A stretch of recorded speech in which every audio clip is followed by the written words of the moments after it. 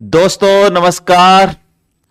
आपका हार्दिक स्वागत है स्टेट एकेडमी के इस शानदार प्लेटफॉर्म पे। दोस्तों आज हम साइंस एंड टेक्नोलॉजी में टेक्नोलॉजी पार्ट के जितने भी पीवाईक्यू है जो आरएस 2013 के प्रीलिम्स से लेकर आरएस 2023 प्रीलिम्स तक जितने क्वेश्चन भी आए हैं उन सब के बारे में हम डिस्कशन करने वाले हैं। आज की क्लास इसलिए इंपॉर्टेंट है दोस्तों कि इससे आपको दो फायदे होंगे। पहला फायदा ये, एक तो ये कि आपको आरपीएससी की रेंज पता चलेगी कि किस तरह से कितनी डेप्थ में आरपीएससी आपसे क्वेश्चन पूछ सकती है। दूसरा, आप अपनी स्ट्रेटजी बना पाएंगे कि टेक्नोलॉजी की तैयारी करने में हमें किन किन बातों का ध्यान रखना है, किन किन चीजों पे फोकस करना है। ठीक है, तो चलिए इन सभी बातों के साथ बिना किसी देरी के आज की क्लास प्रारंभ करते हैं। पहला क्वेश्चन है दोस्तों, राजस्थान में artificial intelligence of things innovation hub की स्थापना कहां की जाएगी। दोस्तों 2023 में पूछा गया, ये जो है artificial intelligence of things innovation hub की स्थापना कहां होगी। तो दोस्तों इसका आंसर है जोधपुर में। कहां होगी दोस्तों? जोधपुर में एक प्रोग्राम चलता है city innovation cluster. Innovation cluster, इस कार्यक्रम के तहत ये जो है हब बनाया जाएगा। और कहां बनाया जाएगा दोस्तों? आपका जोधपुर में। ठीक है, इस तरह की चीजें, ये क्वेश्चन आपको क्या बताता है कि इस तरह का कोई भी संस्थान जो तकनीकी क्षमता से लैस है उसके बारे में आपसे सवाल पूछा जा सकता है। आपसे पूछा जा सकता है कि राजस्थान में excellence centre of sickle cell disease कहां स्थापित किया गया है। आपसे पूछा जा सकता है कि राजस्थान में सेंटर फॉर बायोटेक्नोलॉजी कहां स्थापित किया गया है। तो ये सारी बातें आपको ध्यान रखनी है। बजट और इको सर्वे में खासकर ऐसे संस्थानों का जिक्र आपको मिलता है, उनको ठीक ठीक आप याद कर लिया करो। ठीक है भाई, चलिए अगला क्वेश्चन देखते हैं।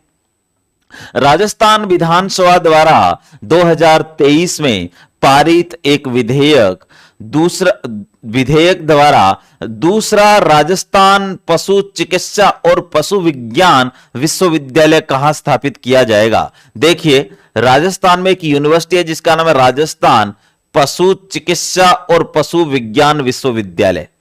ठीक है भाई, अब इसी तरह की एक और यूनिवर्सिटी खोले जाने का सरकार ने बजट में प्रोविजन किया, जो कि अब प्रक्रिया में आ गई है, अब बन रही है। ठीक है ना, तो आपको पता होना चाहिए कि वो जो दूसरी यूनिवर्सिटी है वो कहां बनेगी। तो ये भी बजट से आ गया है सवाल, इको सर्वे में भी इसके बारे में दिया हुआ है। तो आप देखेंगे कि जोबनेर क्षेत्र जो है वहां पर इसे स्थापित किया जाएगा। तो अब बात आती है कि पहला कहां होगा।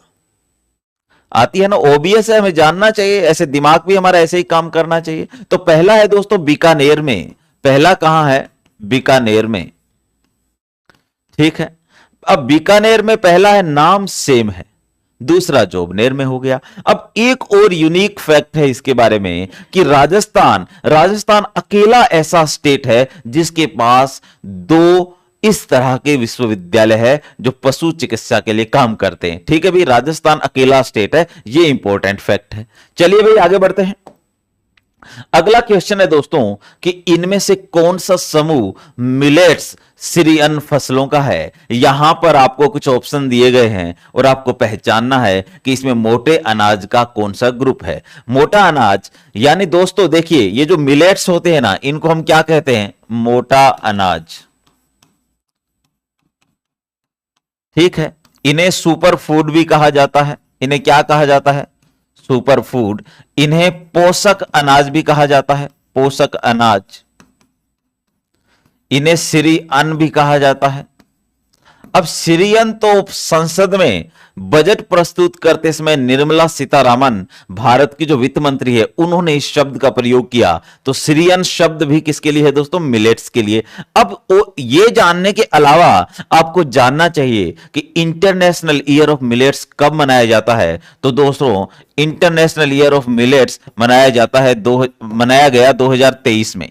ठीक है, ये यूएनओ के द्वारा जो है स्वीकृत होता है, तो ये आपको ध्यान रखना है। फिर भारत सरकार चूंकि इसे प्रमोट करती है, तो नेशनल ईयर ऑफ मिलेट भी है, नेशनल ईयर ऑफ मिलेट भी है दोस्तों, जो कि था 2018। हो सकता है इंटरनेशनल ना पूछा जाए क्योंकि वो तो सभी को पता है, नेशनल पूछा जा सकता है, उसको समय भी काफी हो गया है, इसलिए वो फिर से इंपॉर्टेंट हो गया है। तो ध्यान रखिए, ये जानकारी आपके लिए मिलेट्स के बारे में है। अब आइए अपने इस क्वेश्चन पे आते हैं।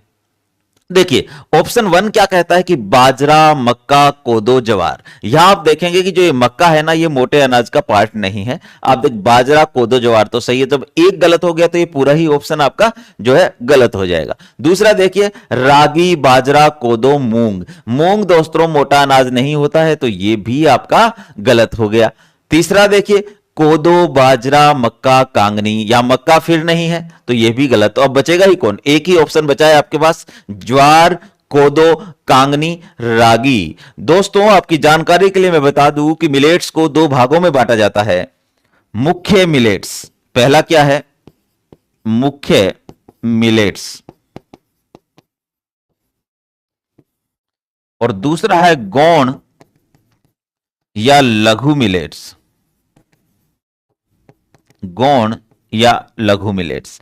आप यहां देखेंगे कि मैं आपको 3 ऐसी फसलों के नाम बताऊंगा जो मुख्य मोटा अनाज मानी जाती है, इसके अलावा जो कोई भी है वो सिर्फ लघु या गौण में आएगा। तो इन 3 को आपको याद रखना है, बाकी ऑटोमेटिकली आप याद रहेंगे। ये क्वेश्चन आ सकता है भाई इस बार कि इनमें से कौन सा मुख्य मोटा अनाज नहीं है, तो 3 तो मोटे अनाज वाले रहेंगे और एक कोई और होगा, तो उसे आपको सिलेक्ट कर लेना है। देखिए कौन कौन से। पहला है दोस्तों बाजरा। पहला कौन सा है, बाजरा। बाजरा एक मुख्य मोटा अनाज है। फिर आप देखेंगे रागी, और तीसरा है दोस्तों ज्वार। ये तीनों जो है मुख्य मोटे अनाज की कैटेगरी में आते हैं। इसके अलावा कोदो, कांगनी, ये सब किस में आएंगे, गौण में। चलिए अगला क्वेश्चन देखें। राष्ट्रीय ऊष्ट अनुसंधान केंद्र यानी राष्ट्रीय ऊंट अनुसंधान केंद्र कहां है। दोस्तों ये सवाल कई बार पूछा गया है, अलग अलग एग्जाम में, आरएस में तो पूछा ही गया है, तो इसका आंसर तो आप सबके पास होगा, आई थिंक सो बीकानेर में। दोस्तों कहां पर, बीकानेर में एक एरिया है जोड़बीड़। कौन सा एरिया है, जोड़बीड़। जोड़बीड़ क्षेत्र में एक संस्थान स्थापित किया गया है जो राष्ट्रीय स्तर का है, और ये जो संस्थान है दोस्तों ये बीकानेर में है। ठीक है, अब ये संस्थान किसके द्वारा स्थापित किया गया, ये इंपॉर्टेंट जानकारी है। तो ये Indian council for agriculture research जो है वो स्थापित करती है। तो ये सीएसआईआर के अंडर में नहीं है, ये एग्रीकल्चर जो आपका Indian council for agriculture and research है ना, इसके अंडर में स्थापित किया गया है। अब यह संस्थान भारत में जितने ऊंट पाए जाते हैं उनसे संबंधित रिसर्च पर बात करता है, उससे संबंधित रिसर्च करता है। तो भारत में 2 तरह के ऊंट पाए जाते हैं दोस्तों। कितने तरह के, 2 तरह के। पहला एकल कुबड़ वाले, याद रखना है आपको, एकल कुबड़ वाले, ये आपके राजस्थान में मिलेंगे, गुजरात में मिलेंगे और हरियाणा में मिलेंगे। ठीक है ना, राजस्थान, गुजरात, हरियाणा में ज्यादातर एकल कुबड़ वाले ऊंट है जिनको आप सबने देखा है। फिर कुछ ऊंट होते हैं दोस्तों 2 कुबड़ वाले। ठीक है, 2 कुबड़ वाले ऊंट।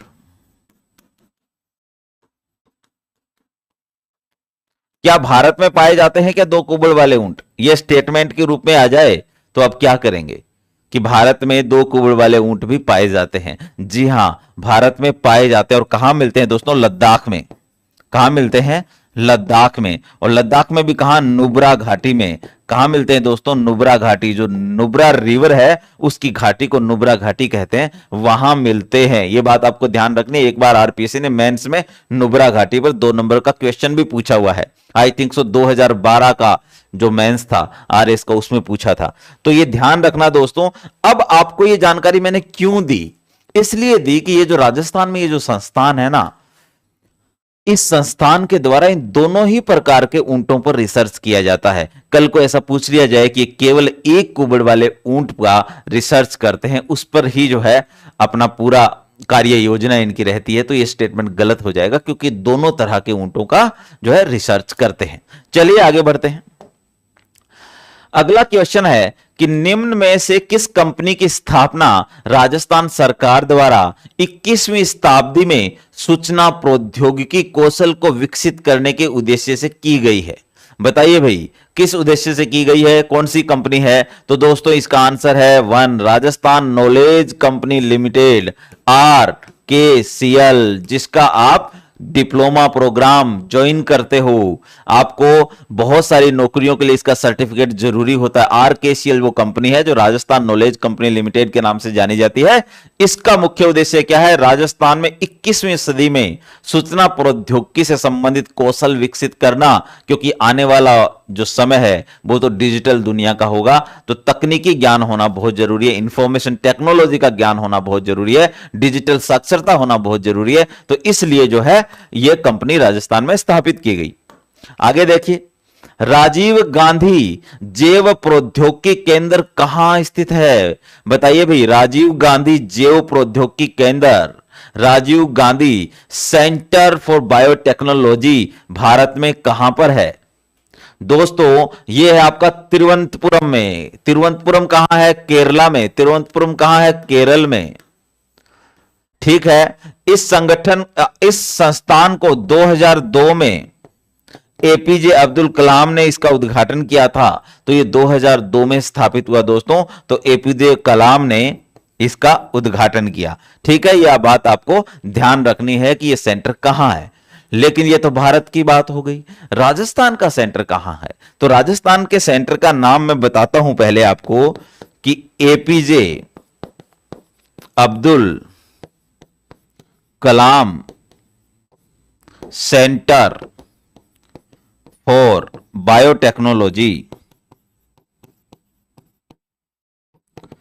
ये दोस्तों जयपुर में है। ये कहां है? ये जयपुर में है। ये बात आपको याद रखनी है कि यदि राजस्थान की बात आ जाए तो आपको पता रहना चाहिए कि भारत का तो तिरुवनंतपुरम में है, और जो ये है APJ Abdul Kalam centre for biotechnology जो है वो जयपुर में है। ठीक है, चलिए अगला क्वेश्चन देखें। निम्नलिखित में से कौन सा फाइल प्रारूप वीडियो फाइल प्रारूप नहीं है? यह दोस्तों बहुत ही सिंपल क्वेश्चन है। आप MP3 MP4 सब बातें करते हो दोस्तों, ठीक है ना? तो यहां MP3 देखते, ये तो ऑडियो के लिए है। ये किसके लिए है दोस्तों? ऑडियो के लिए, ऑडियो फाइल है। तो यही आपका ऑप्शन होगा।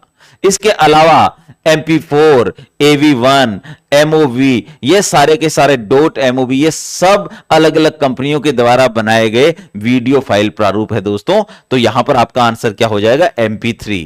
ठीक है भाई, चलिए अगला क्वेश्चन देखते हैं। यदि किसी पदार्थ की एक बीमा को नैनो रेंज तक घटा दिया गया हो, जबकि अन्य 2 बीमाएं वही बनी रहती है, तो प्राप्त संरचना क्या कहलाती है? तो दोस्तों यदि तीनों बीमाओं में से एक बीमा को नैनो रेंज तक लेके जाया जाए और 2 अपरिवर्तित रहे, तो उस संरचना का नाम होता है दोस्तों क्वांटम वेल। उसका नाम क्या होता है दोस्तों? Quantum well. यह एक नैनो संरचना है। यह क्या है? एक नैनो संरचना है। नैनो टेक्नोलॉजी से हर बार एक सवाल देखने को मिला है, तो आप नैनो टेक्नोलॉजी को अच्छे से तैयार कर लेना भाई। चलिए आगे बढ़ते हैं। देखिए दोस्तों, श्रीहरिकोटा से अप्रैल 23 में उपग्रह टेलियोस 2 तथा ल्यूमलाइट 4 को प्रमोचित जिस लॉन्चर से किया गया वह है? बताइए भाई, किससे लॉन्च किया गया? ये जो दोनों सैटेलाइट है ना दोस्तों, टेलियोस 2 और आपका ल्यूमेलाइट 4, ये दोनों सैटेलाइट ये सिंगापुर के हैं। ये बात आपको याद रखनी है। ये किस देश के हैं? ये सिंगापुर के हैं। और इनको लॉन्च किसने किया? इसरो ने, अपनी फैसिलिटी का इस्तेमाल करके। मींस ये है ना, इससे दुर्लभ विदेशी मुद्रा की कमाई होती है भाई, है ना? तो भारत की जो एंट्रिक्स है उसके माध्यम से किया गया। ये आप देखिए, PSLV C55 जो था उस समय का लॉन्चर था जिसका इस्तेमाल हुआ। PSLV सबसे ज्यादा रिलायबल रॉकेट प्रमोचन यान है, तो आपको ध्यान रखना है भाई। चलिए अगला देखते हैं। 23 अगस्त 2023 को एलसीए हल्के लड़ाकू विमान तेजस से अस्त्र मिसाइल को सफलतापूर्वक परीक्षण किया गया। यह मिसाइल है। यहां मैं दो चीजों के बारे में आपसे बात करूंगा दोस्तों। पहला तो है तेजस। पहला क्या है? तेजस। और दूसरा है आपका अस्त्र मिसाइल। अस्त्र मिसाइल के बारे में सबसे बड़ी बात यह है कि यह स्वदेश निर्मित पहली एयर टू एयर मिसाइल है। पहली कौन सी मिसाइल है? हवा से हवा में मार करने वाली। हवा से हवा में मार करने वाली, ठीक है। एयर टू एयर ऐसे लिखते हैं इसको, एयर टू एयर। अब आप देखिए, क्या आपको इतनी जानकारी हो कि यह हवा से हवा में मार करती है, तो क्या आप इसका उत्तर निकाल सकते हैं क्या? देखिए पहला ऑप्शन देखो, दृश्य सीमा से परे सतह से हवा में मार करने वाली मिसाइल। तो यह ऑप्शन तो होगा ही नहीं दोस्तों, क्योंकि यहां सरफेस लिखा हुआ है, तो ऑप्शन 1 गायब। दूसरा देखें, दृश्य सीमा से परे बियॉन्ड विजुअल रेंज। ये क्या चीज आ गई भाई? अब नई कोई चीज आ गई है, इसको भी देखेंगे कि हवा से हवा में मार करने वाली मिसाइल। कुछ तो मिल रहा है सिमिलर, हवा से हवा। इसका मतलब इस ऑप्शन में थोड़ी जान है, इस ऑप्शन से हम उत्तर तक पहुंच सकते हैं। लेकिन आगे के ऑप्शन को भी तो देखें, क्या वहां से भी एयर टू एयर लिखा है, हवा से हवा में लिखा है? तो फिर क्या करेंगे, तो देख लेते हैं जरा। दृश्य सीमा के भीतर विद इन विजुअल रेंज, हवा से हवा। देखिए फिर से हवा से हवा में आ गया, तो इसका मतलब ऑप्शन 2 और 3 में झोल है ना। इसका मतलब आप कोई एक को नहीं कह सकते, कुछ ना कुछ बात है, ढूंढेंगे अपन। फिर चौथा है दृश्य सीमा के भीतर सतह से हवा में मार करने, ये होगा नहीं क्योंकि यह सरफेस लिखा है। इसका मतलब हमने ऑप्शन 1 और 4 को तो हटा दिया है दोस्तों, ये तो हो ही नहीं सकते, क्योंकि अस्त्र मिसाइल जो है ना वो हवा से हवा में वार करती है। एक चीज और, भारत में अ नाम से 3 मिसाइलें, आकाश, अग्नि, अस्त्र, ठीक है ना। जो अग्नि मिसाइल है वो सरफेस टू सरफेस है, और बैलिस्टिक मिसाइल याद रखना है कैसी है, सरफेस टू सरफेस। आकाश कैसी है, सरफेस टू एयर, है ना। और अस्त्र कैसी है, एयर टू एयर, ठीक है भाई। आगे देखिए, यहां पर मैं एक चीज बताता हूं आपको, बियॉन्ड विजुअल रेंज और विद इन विजुअल रेंज जो है, ये मिसाइलों की एक विशेषता होती है। यदि दो फाइटर जेट के बीच, मान लीजिए ये दो फाइटर जेट है, ये पाकिस्तान का फाइटर जेट है, ये भारत का फाइटर जेट है, तो भारत के फाइटर जेट पाकिस्तान के फाइटर जेट को 37 किलोमीटर की दूरी, कम से कम 37 किलोमीटर की दूरी से देख लें और उस पर आक्रमण भी कर दें, और आक्रमण करके वापस लौट भी जाएं, क्योंकि पाकिस्तान वाला एयरक्राफ्ट भी तो मिसाइल को फायर कर सकता है, तो आपको घाटा हो सकता है, नुकसान हो सकता है। तो यदि आप 37 किलोमीटर दूर से कोई मिसाइल फायर करके दुश्मन देश के फाइटर जेट को नुकसान पहुंचा देते हैं और साथ में उस फाइटर जेट की मिसाइल से बच भी जाते हैं, तो इस क्षमता का नाम है बियॉन्ड विजुअल रेंज, यानी ये तो अच्छी क्षमता है, ठीक है ना। तो ये जो हमारी अस्त्र मिसाइल है ना, ये बियॉन्ड विजुअल रेंज है। इसको क्या बोलते हैं, इसको बीवीआर बोलते हैं, बियॉन्ड विजुअल रेंज। अस्त्र एक ऐसी मिसाइल है बियॉन्ड विजुअल रेंज, जो हमारे पायलट को भी बचा लेती है, जो हमारे फाइटर जेट को भी बचा लेती है, और दुश्मन देश के फाइटर और पायलट को नुकसान पहुंचाती है। तो ये बियॉन्ड विजुअल रेंज है, जो बहुत दूरी से, है ना, दृश्य सीमा में आए बिना। दृश्य सीमा में आए बिना का मतलब होता है कि पाकिस्तान का फाइटर जेट आपके फाइटर जेट को नहीं देख पा रहा है, ठीक है ना, लेकिन आप उसे देख पा रहे हैं। तो ये जो क्षमता है ना, ये आपको एक अदृश्य शक्तिशाली जो है हथियार बना देती है जब आप डॉग फाइट करते हो। डॉग फाइट का मतलब है दो लड़ाकू विमान आपस में युद्ध करते हैं, तब उसे डॉग फाइट कहा जाता है, ठीक है ना भाई। तो यहां पर आपका ऑप्शन बी सही है, ये समझ में आ गया। तो अस्त्र मिसाइल तो आपने समझ ली, और अब बात करते हैं हम तेजस जो है हमारा एयरक्राफ्ट की। देखिए दोस्तों, एक तो आप ये ध्यान रखिएगा कि जो तेजस नाम है ना, तेजस जो नाम है ये दिया है अटल बिहारी वाजपेयी जी ने। किसने दिया है? अटल बिहारी वाजपेयी जी ने। याद रखना है कि तेजस जो एलसीए को, तेजस नाम अटल बिहारी वाजपेयी ने दिया। एलसीए के 3 वेरिएंट उपलब्ध है, यह भी आपको ध्यान रखना है। पहला है तेजस 1, दूसरा है तेजस 1A, और तीसरा है तेजस 2, ठीक है भाई। इसमें से आपसे कोई पूछे कि 5th जनरेशन तेजस कौन सा होगा, तो आपका आंसर होगा दोस्तों ये वाला फिफ्थ जनरेशन। कौन सा? फिफ्थ जनरेशन एलसीए कौन सा होगा? तो Tejas mark two. Tejas mark two को हम विकसित कर रहे हैं अमेरिका के साथ मिलके। तो किस देश के साथ मिल रहे हैं? भारत, यूएसए। ये दोनों की संयुक्त परियोजना है। फिर इसमें एक इंजन लगाया गया है 414, ये याद रखना है। 4F414 नाम का इंजन लगाया गया है, जो बनाती है अमेरिका की एक कंपनी जिसका नाम है जनरल इलेक्ट्रिक। इतनी बात आपको ध्यान रखनी है, ठीक है। अभी अमेरिका के साथ इसी पर विवाद चल रहा है क्योंकि वो इंजन की सप्लाई कर नहीं रहे, ठीक है भाई।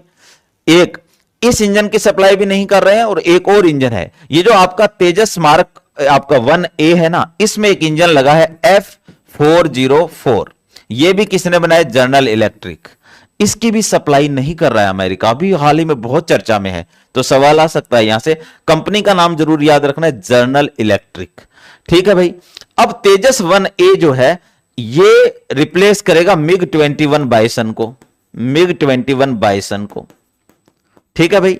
ये इंडियन एयरफोर्स नहीं चाहती, ये बात ध्यान रखना है। ये आ सकता है कि कौन सा तेजस का वेरिएंट मिग 21 बाइसन को रिप्लेस करने वाला है, जो कॉफिन इन द फ्लाई कहते हैं, वो तेजस 1A है, क्योंकि इसको एयरफोर्स रिजेक्ट कर चुकी है।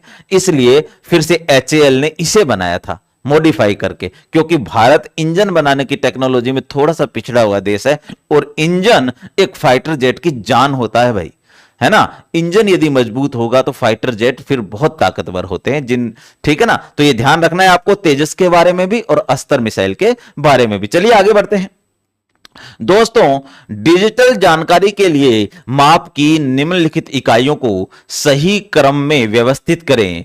सबसे पहले सबसे छोटी इकाई से शुरू करके सबसे बड़ी इकाई तक जाएं। दोस्तों यहां पर पहले आप इसको पढ़ लो, यदि आपको समझ है थोड़ी सी भी, तो आप देखेंगे कि सबसे बड़ी इकाई आपके पकड़ में आ जाएगी। इनमें से सबसे बड़ी इकाई कौन सी है? टेराबाइट।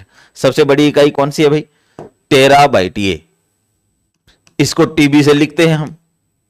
अब आप देखो कि इन ऑप्शन में सबसे आखिर में टेराबाइट किस में है? क्यों? क्योंकि छोटे से बड़े की ओर जाना है। तो ढूंढ लीजिए डी कहां है। देखिए एक इसी ऑप्शन में डी है।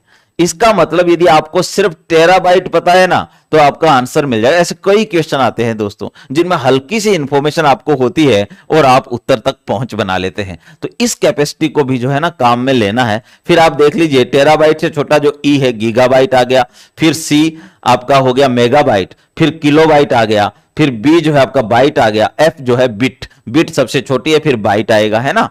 कैसे लिखना है? ये सबसे जो छोटी है बिट है, फिर आप देखेंगे बाइट, उसके बाद है किलोबाइट, उसके बाद मेगाबाइट, उसके बाद गीगाबाइट, और उसके बाद आपका टेराबाइट, ठीक है ना। ऐसे याद कर लेना भाई, ठीक है। चलिए आगे बढ़ते हैं। तियानवेन 1 है। तियानवेन 1 क्या है भाई? जल्दी बताइए, आप ऑप्शन पढ़िए। तियानवेन क्या है? देखो दोस्तों यहां ये चीन का एक स्पेस से रिलेटेड कोई एक चीज है अपनी, ये मान लेते चाइना का है। इसमें लिखा है चीन का अंतरिक्ष, अच्छा देश का नाम तो ऑलरेडी दिया हुआ है, चीन का अंतरिक्ष स्टेशन, चीन का चंद्रमा रोवर यान, चीन का अंतर महाद्वीपीय मिसाइल। ये तो नहीं है दोस्तों, चीन का अंतरिक्ष यान इनमें से कोई है। रोवर भी है, इस नाम से कोई नहीं है। तो आप देखेंगे कि तियानवेन 1 जो है ना, चीन का एक अंतरिक्ष यान है। क्या है दोस्तों? चीन का एक अंतरिक्ष यान मंगल के लिए, मंगल ग्रह के लिए, ठीक है ना। ये जब चीन ने अपना मंगल मिशन शुरू किया था तो तियानवेन 1 के साथ ही किया था। तो आपको ध्यान रखना है कि तियानवेन 1 जो है चीन का एक अंतरिक्ष यान है। लेकिन चीन का एक अंतरिक्ष स्टेशन भी तो है दोस्तों, चीन का एक अंतरिक्ष स्टेशन भी तो है जिसका नाम है तियानगोंग। नाम क्या है दोस्तों? तियानगोंग। याद रखना है कि इंटरनेशनल स्पेस स्टेशन के अलावा यदि किसी देश का वर्तमान में स्पेस स्टेशन अंतरिक्ष में है तो वो देश चीन है, और उसका नाम क्या है दोस्तों? तियानगोंग। इसलिए पूछा जा सकता है क्योंकि भारत भी प्लानिंग कर रहा है कि हम 2028 से लेकर 2035 तक अपना खुद का स्पेस स्टेशन बना लें, क्योंकि भारत अपने स्पेस स्टेशन का पहला मॉड्यूल 2028 में लॉन्च कर चुका होगा, जिसके लिए next generation satellite launch vehicle बनाया जा रहा है। जो 10 टन का वजन भी उठा सकेगा। ठीक है ना, तो ये जानकारियों से आपको अपडेट रहना है। चलिए आगे बढ़ते हैं। बायोमास का एक उल्टा पिरामिड किस पारिस्थितिकी तंत्र में पाया जा सकता है? दोस्तों पहले तो आप ये देखिए कि पारिस्थितिकी की स्टडी करने के लिए पिरामिड एक बहुत इंपॉर्टेंट पैरामीटर होता है, और आप देखेंगे कि पिरामिड 3 तरह के होते हैं। एक है आपका बायोमास का पिरामिड, ठीक है, बायोमास से सीधा कार्बनिक वजन से लेना है अपने को, तो सीधा सीधा है ना, ज्यादा उसकी टेक्निकलिटी में नहीं जाना है। दूसरा देखें संख्या का पिरामिड, दूसरा क्या है? संख्या का पिरामिड। और तीसरा है ऊर्जा का पिरामिड, ऊर्जा का पिरामिड। ठीक है, ये 3 तरह के पिरामिड होते हैं। जो बायोमास है ये सीधा भी हो सकता है, ये उल्टा भी हो सकता है। संख्या का पिरामिड भी सीधा हो सकता है, उल्टा भी हो सकता है, लेकिन ऊर्जा का पिरामिड सदैव सीधा होता है दोस्तों। इसे 10% का नियम या लिंडमैन का नियम भी कहते हैं कि एक पोषक स्तर से दूसरे पोषक स्तर से सदैव 10% ऊर्जा ही जाती है। यह आपको पता है ना कि प्राथमिक उत्पादक, प्राथमिक उपभोक्ता, द्वितीयक उपभोक्ता, तृतीयक उपभोक्ता, ये पोषक स्तर होते हैं, है ना। इनसे अब आप देखेंगे बायोमास की बात, तो बायोमास में उल्टा होगा किसमें? समुद्रों में। ठीक है, ये मान लीजिए उत्पादक है, ये प्राथमिक उपभोक्ता है, ये द्वितीयक उपभोक्ता है, ये तृतीयक उपभोक्ता है। तो समुद्र में दोस्तों क्या होता है? प्राथमिक उपभोक्ता मुख्य रूप से फाइटोप्लैंक्टन होते हैं, जिनकी संख्या तो बहुत होती है लेकिन वजन उनमें कम होता है। वो तो माइक्रो ऑर्गेनिज्म जैसे होते हैं, है ना। लेकिन बाकी जीव जंतु कितने बड़े बड़े होते हैं, मछलियों को देखो आप, है ना। तो उन सब के वजन की बात करोगे ना, तो समुद्री तंत्र एक ऐसा तंत्र है जो उल्टा, इनमें से, है ना, उल्टा बनाएगा। तो ये ध्यान रखना है, समुद्री जो तंत्र है वो कैसा पिरामिड बना लेगा? उल्टा। ठीक है भाई, चलिए आगे बढ़ते हैं। निम्न में से कौन सा आवृत्ति बैंड इनसैट जीसैट उपग्रह संचार हेतु उपयोग में नहीं लिया जाता है? दोस्तों देखिए, यहां लिखा है का बैंड, यहां लिखा है सी बैंड, यहां लिखा है कू बैंड, और यहां लिखा है एमएफ, है ना। एमएफ का मतलब मीडियम फ्रीक्वेंसी। तो दोस्तों मीडियम फ्रीक्वेंसी पे तो काम करते हैं आपके रेडियो स्टेशंस, तो ये उसके लिए काम में नहीं आता है। ट्रांसपोंडर पर आमतौर पे सैटेलाइट में, या तो ये देखो संचार के लिए, सैटेलाइट संचार के लिए जो ट्रांसपोंडर पर बैंड लगे रहते हैं, उनमें मुख्य रूप से एक तो होता है का बैंड, दूसरा होता है कू बैंड, और तीसरा सी बैंड होता है दोस्तों। तो ये बहुत इंपॉर्टेंट है, इनको याद रखिएगा। अलग अलग फ्रीक्वेंसी पे काम करते हैं, अलग अलग यूज होते हैं। जैसे मैं आपको बताऊं, जो का बैंड होता है छोटे क्षेत्र के लिए इस्तेमाल किया जाता है, ठीक है भाई। सी बैंड को बड़े स्केल पर यूज किया जाता है, ठीक है। तो ये चीजें देख लेना आप लोग। चलिए आगे बढ़ते हैं।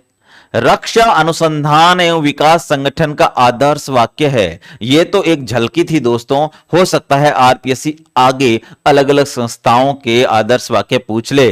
तो दोस्तों यहां डीआरडीओ जिसका गठन हुआ 1958 में, और ये भारत में लीडिंग इंस्टीट्यूट है रक्षा क्षेत्र में विनिर्माण करने के लिए, रक्षा क्षेत्र में मैन्युफैक्चरिंग के लिए, ठीक है ना। तो इसका है दोस्तों ब्लस्य मूलम विज्ञानम, ये याद रखिएगा। ऑप्शन सी जो है यहां सही है, ब्लस्य मूलम विज्ञानम जो है आदर्श वाक्य है किसका? डीआरडीओ का। चलिए आगे बढ़ते हैं। राजस्थान में सौर वेधशाला कहां है? तो दोस्तों ये तो आपको पता ही है, राजस्थान में सौर वेधशाला उदयपुर में है। और ये एक ऐसा क्वेश्चन है जो आरपीएससी के लिए नासूर बना रहा कई सालों तक, 2023 में भी बना, उससे पहले भी, है ना। तो इस क्वेश्चन पे हमेशा विवाद रहा है, आरपीएससी भी अपना अलग आंसर अलग अलग मानती रही है। तो इसका आंसर तो वैसे उदयपुर है ना। तो सौर वेधशाला कहां है दोस्तों? उदयपुर में। अगला देखिए, क्वांटम डॉट है।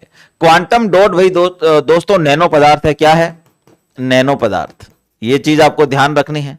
लेकिन ऐसे नैनो पदार्थ जो सेमीकंडक्टर से बनते हो, सिलिकॉन, जर्मेनियम, आर्सेनिक, है ना, इनसे बनाए जाने वाले आपके जो नैनो मटेरियल है उनको कहा जाता है क्वांटम डॉट। तो जो ऑप्शन 4 है आपका, अर्धचालक नैनो संरचना को ही हम क्वांटम डॉट कहते हैं, जो सेमीकंडक्टर से बनती है।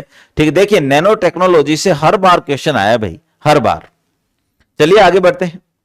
विज्ञान और प्रौद्योगिकी विभाग के अधीन कार्यरत राज्य रिमोट सेंसिंग एप्लीकेशन सेंटर्स कहां पर है? तो दोस्तों, राजस्थान में रिमोट सेंसिंग एप्लीकेशन सेंटर जो है वो जोधपुर में है। कहां है दोस्तों? जोधपुर में। रिमोट सेंसिंग का क्या मतलब है दोस्तों? दूर से ही संवेदन कर लेना। तो दूर से संवेदन कौन कर सकता है? सैटेलाइट।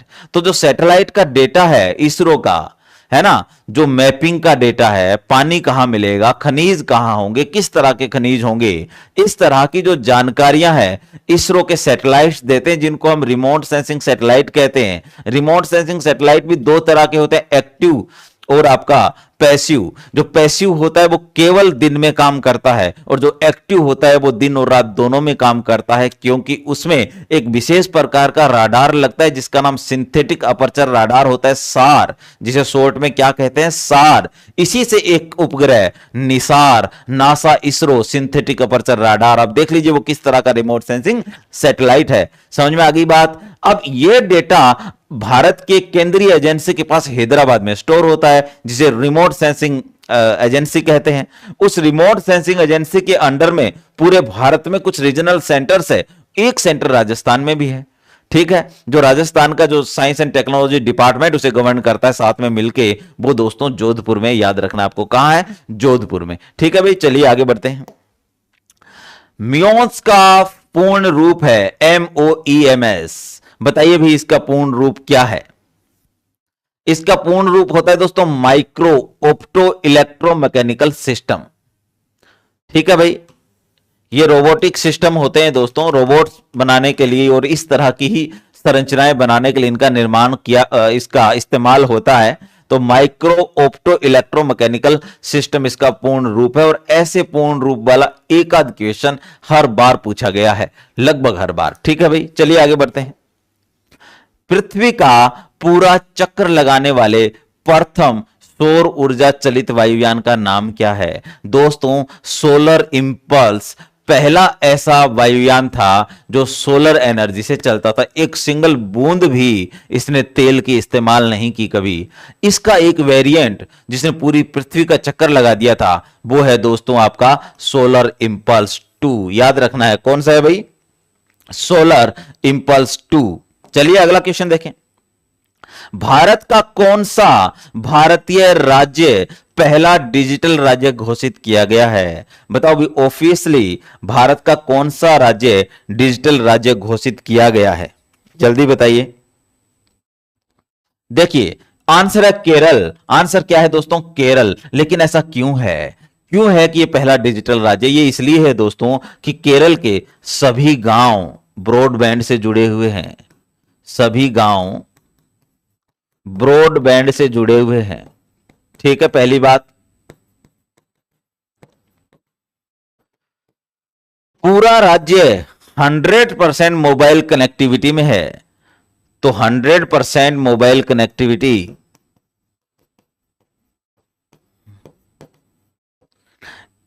लगभग 75% इंटरनेट लिटरेसी है वहां पर। इंटरनेट लिटरेसी, इंटरनेट को जानने वाले लोग हैं 75%। तो ये वाली विशेषता भारत के अन्य किसी भी राज्य में नहीं है, केवल केरल में है। इसलिए केरल को क्या कहा गया है दोस्तों? भारत का पहला डिजिटल राज्य है। ठीक है भाई, चलिए आगे बढ़ते हैं। विज्ञान एवं प्रौद्योगिकी को राज्य में लोकप्रिय बनाने के लिए सरकार ने राजस्थान में विज्ञान केंद्र और विज्ञान पार्क स्थापित किए गए हैं। अब दोस्तों, यही पूछ लिया जाए आपसे कि विज्ञान केंद्र और विज्ञान पार्क का उद्देश्य क्या है, तो सीधा यहां दे दिया है, लोकप्रिय बनाना। किसको? विज्ञान एवं टेक्नोलॉजी को, साइंस एंड टेक्नोलॉजी को। तो ऐसा सवाल भी आ सकता है वापस। तो आपको इसीलिए पीवाईक्यू इंपॉर्टेंट होते हैं, जो आपको एक डीप इनसाइट देते हैं। इसलिए आप जो है इनका बहुत यूज किया करो, लगातार पीवाईक्यू सोल्व करते रहा करो। देखिए, तो यहां उन सही स्थानों को पहचाने जहां पर विज्ञान पार्क अब तक स्थापित किए गए हैं। तो देखिए, राजस्थान में विज्ञान पार्क अब तक दोस्तों आप देखेंगे कि जो ऑप्शन सी है, जयपुर, नवलगढ़ और झालरापाटन, यहां पर जो है स्थापित किए गए हैं। तो ऑप्शन सी जो है आपका सही है। ऑप्शन सी की बजाय यहां आरपीएससी 1 2 3 4 लिखती है तो आपका यहां 3 हो जाएगा। चलिए अगला देखें। एक वयस्क दैहिक कोशिका से क्लोन की गई पहली स्तनपायी डोली भेड़ के बारे में कौन सा तथ्य सही नहीं है? दोस्तों, दुनिया में पहला क्लोन, किसी मैमल्स का पहला क्लोन जो था वो था दोस्तों डोली भेड़। डोली भेड़ जो है 1996 में स्कॉटलैंड के एक इंस्टीट्यूट, रोजालैंड इंस्टीट्यूट में बनाया गया डॉक्टर इयान विल्मुट के द्वारा। ठीक है, ये तो बेसिक इंफॉर्मेशन है। पहले हम क्वेश्चन देखते हैं, फिर आपको मैं अनदर इंफॉर्मेशन दूंगा। देखिए, ऑप्शन 1 है कि डोली वर्ष 1998 में पैदा हुई। अरे मैंने अभी तो बताया आपको ये कि क्या था, ये 1996 में पैदा हुई। तो ऑप्शन पहला ही गलत हो गया। इसका मतलब आगे वाले ऑप्शन आपको पढ़ने ही नहीं है, वो तो ऑलरेडी सही है, क्योंकि 4 में से एक गलत को चुनना था, वो हमने चुन लिया है पहले पढ़ते ही। ठीक है ना। अगला देखें, डोली की मृत्यु 2003 में हुई। बिल्कुल सही बात है। डोली भेड़ जो है इसकी मृत्यु कब हुई? 2003 में। डोली स्कॉटलैंड में पैदा हुई, ये बात भी सही है। फेफड़े की बीमारी के कारण डोली का निधन हुआ, ये बात भी सही है दोस्तों। इसका मतलब डोली भेड़ अब जिंदा नहीं है, ये भी अपने आप में एक स्टेटमेंट है, आ सकता है। तो 1996 से लेकर 2003 तक डोली भेड़ जिंदा रही। और दोस्तों कहते हैं कि इसने 6 बच्चों को जन्म दिया, 6 बच्चों को जन्म दिया, यह बात भी आप याद रखिएगा। ठीक है, 6 बच्चों को जन्म दिया किसने? डोली भेड़ ने। और इसे किसने बनाया? डोली भेड़ को बनाया 1996 में डॉक्टर इयान विल्मुट ने। किसने बनाया दोस्तों? डॉक्टर इयान विल्मुट ने। डॉक्टर इयान विल्मुट जो थे वो स्कॉटलैंड के थे दोस्तों, स्कॉटलैंड। यहां पर एक संस्थान था रोजालैंड इंस्टीट्यूट, रोजालैंड इंस्टीट्यूट। ठीक है, तो ये डोली भेड़ के बारे में कुछ जानकारियां जो आप याद रखिएगा। चलिए आगे बढ़ते हैं। निम्नलिखित में से कौन सा अल्फा लिनोलेनिक अम्ल 18 कार्बन युक्त ओमेगा 3 फैटी अम्ल का सर्वोत्तम स्रोत है? दोस्तों आंसर अलसी है। इसका सर्वोत्तम स्रोत अलसी होता है, यह आप ध्यान रख लीजिएगा। लेकिन यहां इसने बहुत सारे संकेत दिए हैं। वो आपसे पूछ सकता है कि ओमेगा 3 फैटी एसिड का केमिकल नाम बताओ, तो आपको बताना होगा अल्फा लिनोलेनिक अम्ल। ठीक है, तो ये जानकारी याद रख। कितने कार्बन वाला होता है? 18 कार्बन वाला। ये जानकारियां आरपीएससी खुद ही दे रही है आपको, तो बच्चों इस चीज को याद रखना है आपको। ठीक है, दूसरा देखें कि ओमेगा 3 फैटी एसिड से क्या होता है दोस्तों। देखिए, मैंने आपको कई बार बताया है कि आपके शरीर में 2 तरह का कोलेस्ट्रॉल होता है, एक को एलडीएल कहते हैं, एक को एचडीएल कहते हैं। एलडीएल का मतलब होता है लो डेंसिटी लिपोप्रोटीन और एचडीएल का मतलब होता है हाई डेंसिटी लिपोप्रोटीन। जो एलडीएल है इसको कहते हैं बैड कोलेस्ट्रॉल। इसको क्या कहते हैं? ये बैड कोलेस्ट्रॉल है। और ये क्या है दोस्तों? ये गुड कोलेस्ट्रॉल है, यानी इसकी हमें जरूरत है शरीर में। ठीक है, एक तो ये चिपचिपा नहीं होता है, तो जो आपकी रक्त वाहिकाएं हैं, आपकी ब्लड वेसल है, उसमें चिपकता नहीं है। ठीक, दूसरा कई विटामिन का संश्लेषण करने में प्रयुक्त होता है, बहुत इंपॉर्टेंट है। इवन सेल मेम्ब्रेन बनने में इंपॉर्टेंट है, नई कोशिकाएं बनेंगी उनके लिए इंपॉर्टेंट है। तो आपको कोलेस्ट्रॉल चाहिए ही चाहिए। ठीक है ना। लेकिन इसी कोलेस्ट्रॉल का एक रूप होता है जिसे हम एलडीएल कहते हैं, वो स्टिकी इन नेचर होता है दोस्तों, वो चिपचिपा होता है। तो ब्लड वेसल की दीवारों में अंदर की तरफ चिपकने लगता है, और जब वो चिपकता है तो वहां पर स्पेस को कम करते हुए चलता है, तो ब्लड को फ्लो होने में, जो ब्लड स्ट्रीम है हमारा, उसमें बाधा उत्पन्न करता है, जिससे कार्डियोवैस्कुलर डिजीज हो जाती है। ठीक है ना। तो ये बहुत खतरनाक है, इसीलिए इसको बैड कोलेस्ट्रॉल कहा जाता है ना। जैसे आप ओजोन के बारे में कभी कहते हो, good ozone, bad ozone. Good ozone कौन सी है? समताप मंडलीय ओजोन, जो यूवी लाइट को एब्जॉर्ब कर लेती है। लेकिन एक बैड ओजोन भी है जो सेकेंडरी पोल्यूटेंट है, जो हमारे क्षोभ मंडल में पाई जाती है। तो क्षोभ मंडलीय ओजोन को हम पोल्यूटेंट, प्रदूषक के रूप में परिभाषित करते हैं, वो बैड ओजोन है। और समताप मंडलीय ओजोन गुड ओजोन है। सिमिलरली ऐसे ही शब्दों को के द्वारा जो है सुशोभित किया जाता है कोलेस्ट्रॉल को। तो बैड कोलेस्ट्रॉल और गुड कोलेस्ट्रॉल दोनों याद रखिए। अब ये जो अलसी है आपका, जो ये ओमेगा 3 फैटी एसिड है, ये क्या करता है? एलडीएल को तो कम करता है और एचडीएल को बढ़ाता है। तो आप हेल्दी हो जाते हैं। इसलिए डॉक्टर ऐसे लोगों को जिन्हें हार्ट डिजीज है उनको ओमेगा 3 फैटी एसिड लेने के लिए कहता है, और इसका एक अच्छा सोर्स अलसी है। और यदि आप देखें, यदि नॉन वेज में आप देखेंगे तो फिश ऑयल जो होता है वो भी इसका बहुत एनरिच सोर्स होता है। तो दोनों याद रखिए, जब प्लांट की बात आएगी तो अलसी, और जब एनिमल की बात आएगी दोस्तों तो फिश ऑयल जो है इसका बहुत अच्छा सोर्स है, ये बात याद रखिए। चलिए आगे बढ़ते हैं। नैनो तकनीक के निम्नलिखित उत्पादों उदाहरणों को नैनो तकनीक की 4 पीढ़ियों के बढ़ते क्रम में व्यवस्थित कीजिए। 1 से 4 तक आपको व्यवस्थित करना है दोस्तों। देखो दोस्तों, नैनो तकनीक को वर्तमान में 5 पीढ़ियों में विभाजित किया जाता है। ठीक है, पहला था आपका 2000 से लेकर 2005 तक, यह पहली पीढ़ी थी। दूसरी पीढ़ी को परिभाषित किया गया 2005 से लेकर 2010, ये 5-5 साल के अंतर पे आएगी। और फिर आप देखेंगे 2010 से लेकर 2015, ये तीसरी पीढ़ी थी। और चौथी पीढ़ी है दोस्तों 2015 से 2020। आपका आंसर तो यही में आ जाएगा। एक आगे जो है 2020 से वर्तमान तक, ठीक है, ये 5वीं पीढ़ी है। आप यहां देखेंगे कि पहली पीढ़ी की जो विशेषता थी ना, वो थी निष्क्रिय नैनो संरचनाएं। क्या थी? निष्क्रिय नैनो संरचनाएं। ये बात याद रखना आप। निष्क्रिय नैनो संरचनाएं पहली पीढ़ी की विशेषता थी, सक्रिय नैनो संरचनाएं दूसरी पीढ़ी की विशेषता थी। दूसरी पीढ़ी में क्या बना? सक्रिय नैनो संरचनाएं। तीसरी पीढ़ी में क्या बना दोस्तों? तीसरी पीढ़ी में बनी नैनो संरचनाओं का बड़े स्केल पे नैनो संरचनाएं, है ना, आणविक नैनो संरचनाएं। और चौथी पीढ़ी में बनी आणविक मैन्युफैक्चरिंग, है ना, आणविक विनिर्माण।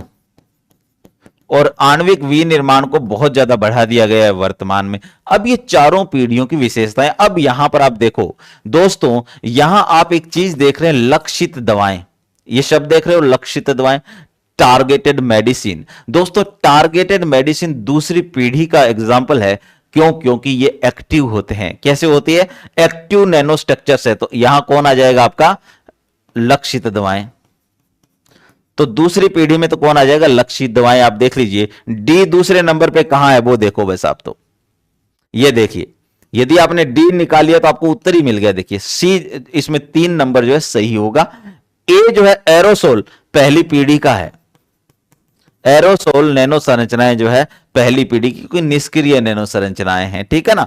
लक्षित दवाएं सक्रिय नैनो संरचनाएं हैं। फिर आप देखेंगे कि आणविक विनिर्माण कहां रखा है मैंने? चौथी पीढ़ी में। तो ये आपका आणविक विनिर्माण देखिए यहां लिखा हुआ है। और बचता कौन है? 3D नेटवर्किंग, 3D प्रिंटर वगैरह, वो आपका यहां आ जाएगा। तो आपका ये वाला सही। निम्नलिखित में से भारतीय वायुसेना का कौन सा विमान हवा से हवा में पुनः ईंधन भरने का कार्य करता है? बताइए भाई, इनमें से कौन सा जो है विमान जो है भारतीय वायुसेना रिफ्यूलर के रूप में इस्तेमाल करती है? अब रिफ्यूलर से क्या मतलब है? अभी आपने देखा इजराइल का युद्ध, इजराइल जब ईरान वगैरह पे आक्रमण करता है तो उसके एयरक्राफ्ट के साथ एक और विमान चलता है जिसमें ईंधन भरा रहता है। एयरक्राफ्ट हमला करके आता है और रास्ते में ही उसमें फिर से रिफ्यूल कर दिया जाता है। फिर जाएगा, हमला करके आएगा, वापस आएगा, फिर रिफ्यूल हो जाता है। क्यों? क्योंकि जो लड़ाकू विमान होते हैं ये ज्यादा वजन उठा के चलते हैं, क्योंकि उनमें हथियार लगे रहते हैं, तो ज्यादा ईंधन का भी खर्चा होता है। जो लड़ाकू विमान जितना डेप्थ में जाके अटैक कर सकता है, वही जो है मेन, जो उसका मुख्य फंक्शन भी वही है, ठीक है। इसलिए रिफ्यूल करना बहुत जरूरी होता है लड़ाकू विमान को। तो उसके लिए हर देश जो है ऐसे वायुयान रखता है। भारत के पास भी है। तो भारत के पास है दोस्तों IL-78। तो IL, ये जो इल्यूशियन 78 है ना, ये है भारत के पास। याद रखना है 78। भारत ने इसे खरीदता है भारत उज्बेकिस्तान से। किससे खरीदता है? उज्बेकिस्तान। कभी रूस लिखा हुआ है तो गलत कर देना दोस्तों, भारत इसे खरीदता उज्बेकिस्तान, क्योंकि भारत ने पहली बार इसे 2004 में खरीदा था। और आपने देखा कि USSR 1991 में ही कोलैप्स कर गया था। तो उज्बेकिस्तान अपने आप में एक अलग एंटिटी हो गई। तो आपको ध्यान रखना है कि उज्बेकिस्तान से हम इसे खरीदते हैं। रिफ्यूलर है, रिफ्यूलर का उपयोग मैंने आपको बता ही दिया है। बाकी आप देखेंगे ये मालवाहक है जो हमने USA से खरीदा है, ये भी मालवाहक है जो हमने USA से खरीदा है। चलिए आगे बढ़ते हैं।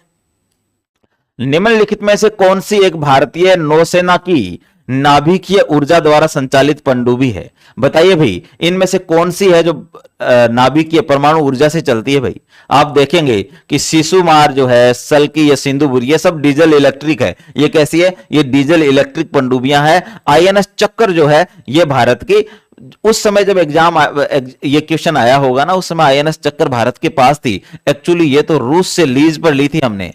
क्या किया था दोस्तों? रूस से लीज पर ली गई थी, है ना। लीज का मतलब पट्टा होता है 10 साल के लिए। हमने कब लिया इसको? 2012 में। तो 2022 में हमें ये वापस भेजनी पड़ी रूस। तो आईएनएस चक्कर अब है ही नहीं हमारे पास। हालांकि रूस से एक और न्यूक्लियर पनडुब्बी 2028 तक भारत को मिलने वाली है, वो अलग मैटर है, लेकिन ये वापस जा चुकी है, याद रखना है। इसलिए वर्तमान में भारत की जो न्यूक्लियर सबमरीन है ना, जो अरिहंत, अरिदमन, अरिघट, ये जो है अब इस्तेमाल हो रही है। भारत बना रहा है बहुत सारी, है ना। आने वाले 10 साल में हमारे पास 6-7 न्यूक्लियर सबमरीन हो सकती है। ठीक है, तो ध्यान रखिए भाई, आईएनएस चक्र की बात हो रही है। आगे देखें, निम्नलिखित जोड़े सुमेलित करिए। यहां पर आपको सुमेलित करना है। एक तरफ प्रक्षेपण यान दिया हुआ है, दूसरी तरफ सैटेलाइट दिया हुआ है ना। लॉन्च व्हीकल लिखा हुआ है। आप देखें, उपग्रह प्रक्षेपण यान 3 SLV-3, जब भारत ने सबसे पहले जब परमोचन यान लॉन्च व्हीकल बनाना शुरू किया था तो पहला यही था। तो आप सोचिए, क्या चंद्रयान 1 उससे भेजा गया होगा? क्या चंद्रयान 1 तो 2008 में भेजा गया, तो ये तो हो ही नहीं सकता ये। फिर रोहिणी देखिए, ये भारत का शुरुआती सैटेलाइट था, जो आपका आर्यभट्ट, भास्कर, रोहिणी, है ना। तो ये आपका SLV-3 से तो रोहिणी भेजा गया दोस्तों। अब देखिए 1 का बी कहां मिलता है? 1 का बी 2 में मिल रहा है, 1 और 2। इसका मतलब 2 और 3 तो होगा ही नहीं, 1 और 4 में से कोई होगा। आगे बढ़िए। दूसरा है ASLV, augmented satellite launch vehicle. तो ASLV, है ना, दूसरी पीढ़ी का प्रमोचन यान था, दूसरी पीढ़ी का लॉन्च व्हीकल था। SLV को परिवर्धित करके बनाया गया था। इससे दोस्तों ये जो स्रोत है ये भेजा गया टेलीविजन सेवाओं के लिए और कुछ एक्सपेरिमेंट करने के लिए। तो आप देखिए सी किस में आ रहा है? पहले और चौथे में, दोनों में ही आ रहा है। मतलब अभी भी हमारा आंसर हमें मिल नहीं पाएगा, हमें और जानकारी चाहिए। आगे देखते हैं। PSLV C11 से दोस्तों चंद्रयान 1 भेजा गया था। कौन भेजा गया था? चंद्रयान 1। चंद्रयान की पूरी श्रृंखला के लॉन्च व्हीकल आपको याद करने हैं, याद रखने ही रखने हैं। ठीक है भाई, आगे देखें। क्या यहां पर जो ए आता है? अब हमारा आंसर मिल गया दोस्तों। अब इस तरह की क्वेश्चन भी देने लगी है आरपीएससी। यहां आपको मिनिमम 3 जानकारियां चाहिए, तब जाके आपका आंसर मिला है। अधूरे ज्ञान के साथ ये क्वेश्चन सोल्व होने वाला नहीं था। बचा हुआ कौन है? आपका GSLV, जियो सिंक्रोनस लॉन्च व्हीकल। तो जो भारत का एजुसेट है ना, ये इसके द्वारा भेजा गया था भाई। तो ठीक है, GSLV, एजुसेट। तो इस तरह से सोल्व करने हैं क्वेश्चन, और ऐसे क्वेश्चन आरपीएससी के फेवरेट क्वेश्चन माने जाते हैं। आगे देखते हैं।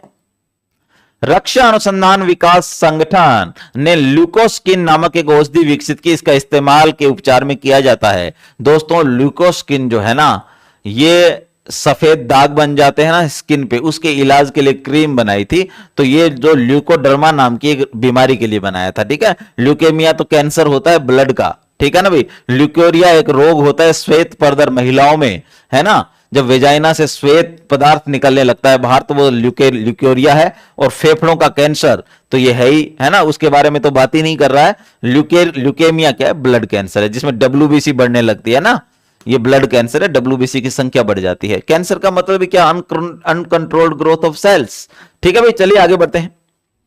उच्च गति ग्रामीण ब्रॉडबैंड नेटवर्क से जुड़ने वाला भारत का प्रथम जिला कौन सा है? दोस्तों अब देखिए, ये थोड़ी देर पहले भारत का डिजिटल राज्य पूछा था, अब प्रथम जिला पूछ रही है आरपीएससी। मतलब ये भी केरल ही है ना, केरल का इडुक्की जिला है। अब इस तरह के क्वेश्चन पूछती है, तो जब भी आप करंट अफेयर्स पढ़ें तो इन चीजों का ध्यान रखा करें ना। केरल का इडुक्की जिला जो है भारत का पहला जिला माना जाता है ब्रॉडबैंड नेटवर्क के लिए। आगे देखिए, नवीनतम एंड्रॉइड चल दूरभाष प्रचालन पद्धति 6.0 का नाम है दोस्तों मार्सेलो। इसे क्या कहा गया दोस्तों? इस 6.0 को मार्सेलो कहा गया। ठीक है, चलिए आगे देखें। मार्शमैलो फोटोवोल्टिक सेल संबंधित है।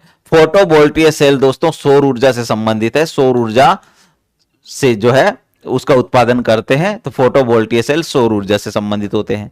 आगे देखिए, निम्नलिखित में से किसी प्रदेश की जैव विविधता के लिए संकट हो सकते हैं?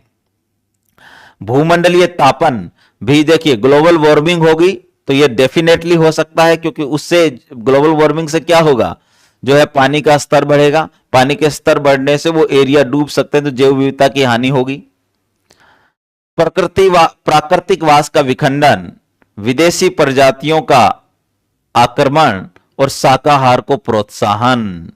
देखो, शाकाहार को प्रोत्साहन देने से तो जैव विविधता नष्ट नहीं होती भी, इतने बड़े स्केल पे नहीं है कि आप कोई प्रजाति ही नष्ट कर दें।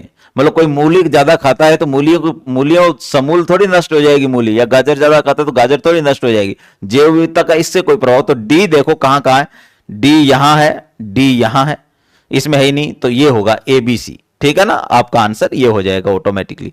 चलिए आगे बढ़ते हैं। अम्ल वर्षा में नीचे दिए गए कौन से प्रदूषक वर्षा जल एवं हिम को प्रदूषित करते हैं? दोस्तों, ऑटोमोबाइल से और दूसरी कई औद्योगिक गतिविधियों से दो ऐसी गैसेस होती है जो एनवायरमेंट में लगातार मिलती है। एक का नाम है दोस्तों नोक्स और एक का नाम है सोक्स। नोक्स नाइट्रोजन के ऑक्साइड होते हैं, सोक्स जो है सल्फर के ऑक्साइड। ये किसके ऑक्साइड है? नाइट्रोजन के ऑक्साइड, नाइट्रोजन के ऑक्साइड। और ये क्या है? सल्फर के ऑक्साइड। अब नाइट्रोजन के ऑक्साइड और सल्फर के ऑक्साइड वातावरण में जल के साथ मिल जाते हैं, वातावरण में जल के साथ मिल जाते हैं। नोक्स बना लेता है HNO3 नाइट्रिक एसिड, और यह बना लेता है H2SO4 यानी सल्फ्यूरिक एसिड। ये तो खतरनाक चीज है ना, एसिड तो हाथ जला देते हैं। ठीक है, पीएच का मान 7 से कम। अब एसिड रेन किसे कहें हम? एसिड रेन कहा जाता है यदि पीएच मान 5.6 से कम हो जाए। पीएच का मान पानी का 5.6 से कम हो जाए तो उसे एसिड रेन कहा जाता है। कारण है नोक्स और सोक्स। अब यहां देखिए, sulphur dioxide, nitrogen oxide, carbon dioxide नहीं है, मीथेन भी नहीं है, तो आप देखिए कि कौन सा ऑप्शन होगा, ये वाला 4, केवल A और B। ठीक है भाई, एसिड रेन का कारण यही है। अगला देखें, किस अंतरिक्ष एजेंसी ने हाल ही में उपग्रह को ले जाने वाले विश्व के सबसे छोटे रॉकेट का सफल प्रक्षेपण किया है? किसने किया है भाई, जल्दी बताइए। क्या आपने यह पढ़ रखा है कि दुनिया का सबसे छोटा रॉकेट जो है कौन सा है? देखिए, यह एजेंसी जाक्सा है दोस्तों, है ना। उसने बनाया था SS-520 नाम का एक रॉकेट। यह दुनिया का सबसे छोटा रॉकेट माना गया था। 2018 की बात है, 2018 में। ठीक है, अब ये जाक्सा किस देश की एजेंसी है? ये जापान की एजेंसी है भाई, ये याद रखिएगा बस। जापान ने बनाया था। आरपीएससी ने RAS में पूछा ये क्वेश्चन। आगे बढ़ते हैं। निम्नलिखित में से कौन सा कथन कंपोस्ट के संदर्भ में सही नहीं है? कंपोस्ट खाद का प्रकार होता है भाई, खाद है। सड़ाकर जब आप उसे इस्तेमाल करते हो, जैसे गोबर को एक जगह रख दिया और धीरे धीरे 6 महीने बाद आप देखेंगे गोबर जो है छोटी छोटी ऐसे बूंदों में कन्वर्ट हो जाता है, छोटे छोटे दानों में कन्वर्ट हो जाता है। बहुत शानदार जो है वो खाद होती है। अब देखिए, यहां कौन सा कथन गलत है ये ढूंढना है हमें। पहला है कि इसमें से जैव निम्नीकरण कचरे का अपघटन गड्ढे में होता है। दूसरा, इसमें कार्बनिक पदार्थ तथा पोषक तत्व अधिक मात्रा में होते हैं। दोनों ही बातें सही है दोस्तों, ये बात सही है, ये भी सही है। ठीक है, गड्ढों में अवशिष्ट पदार्थों की निम्नीकरण प्रक्रिया को केंचुए धीमा कर देते हैं। नहीं दोस्तों, केंचुओं के द्वारा बनाई गई ये कंपोस्ट होती है जिसका नाम है वर्मी कंपोस्ट। ये क्या बना सकते हैं? Vermi compost.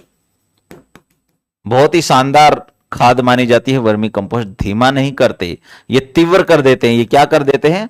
तीव्र। तो यही गलत हुआ ना, हमने पकड़ लिया गलत को। तीसरा होगा आपका। चौथा क्या है? निम्नीकृत होने वाले पदार्थों में कृषि अवशिष्ट पदार्थ जैसे पशुओं का मलमूत्र, गोबर, सब्जियों के अवशिष्ट आदि होते हैं। बिल्कुल सही बात है, तो तीसरा जो है आपका गलत होगा दोस्तों। चलिए आगे बढ़ते हैं। राष्ट्रीय बीजीय मसाला अनुसंधान केंद्र है मंडोर जोधपुर में, डुमाड़ा अजमेर में, बीचवाल बीकानेर में, दुर्गापुरा जयपुर में। तो दोस्तों ये अजमेर में है। कई जगह आप पढ़ेंगे तबीजी और कई जगह आप पढ़ेंगे डुमाड़ा। अजमेर में। ये दोनों ही बातें जो है दोस्तों सही है।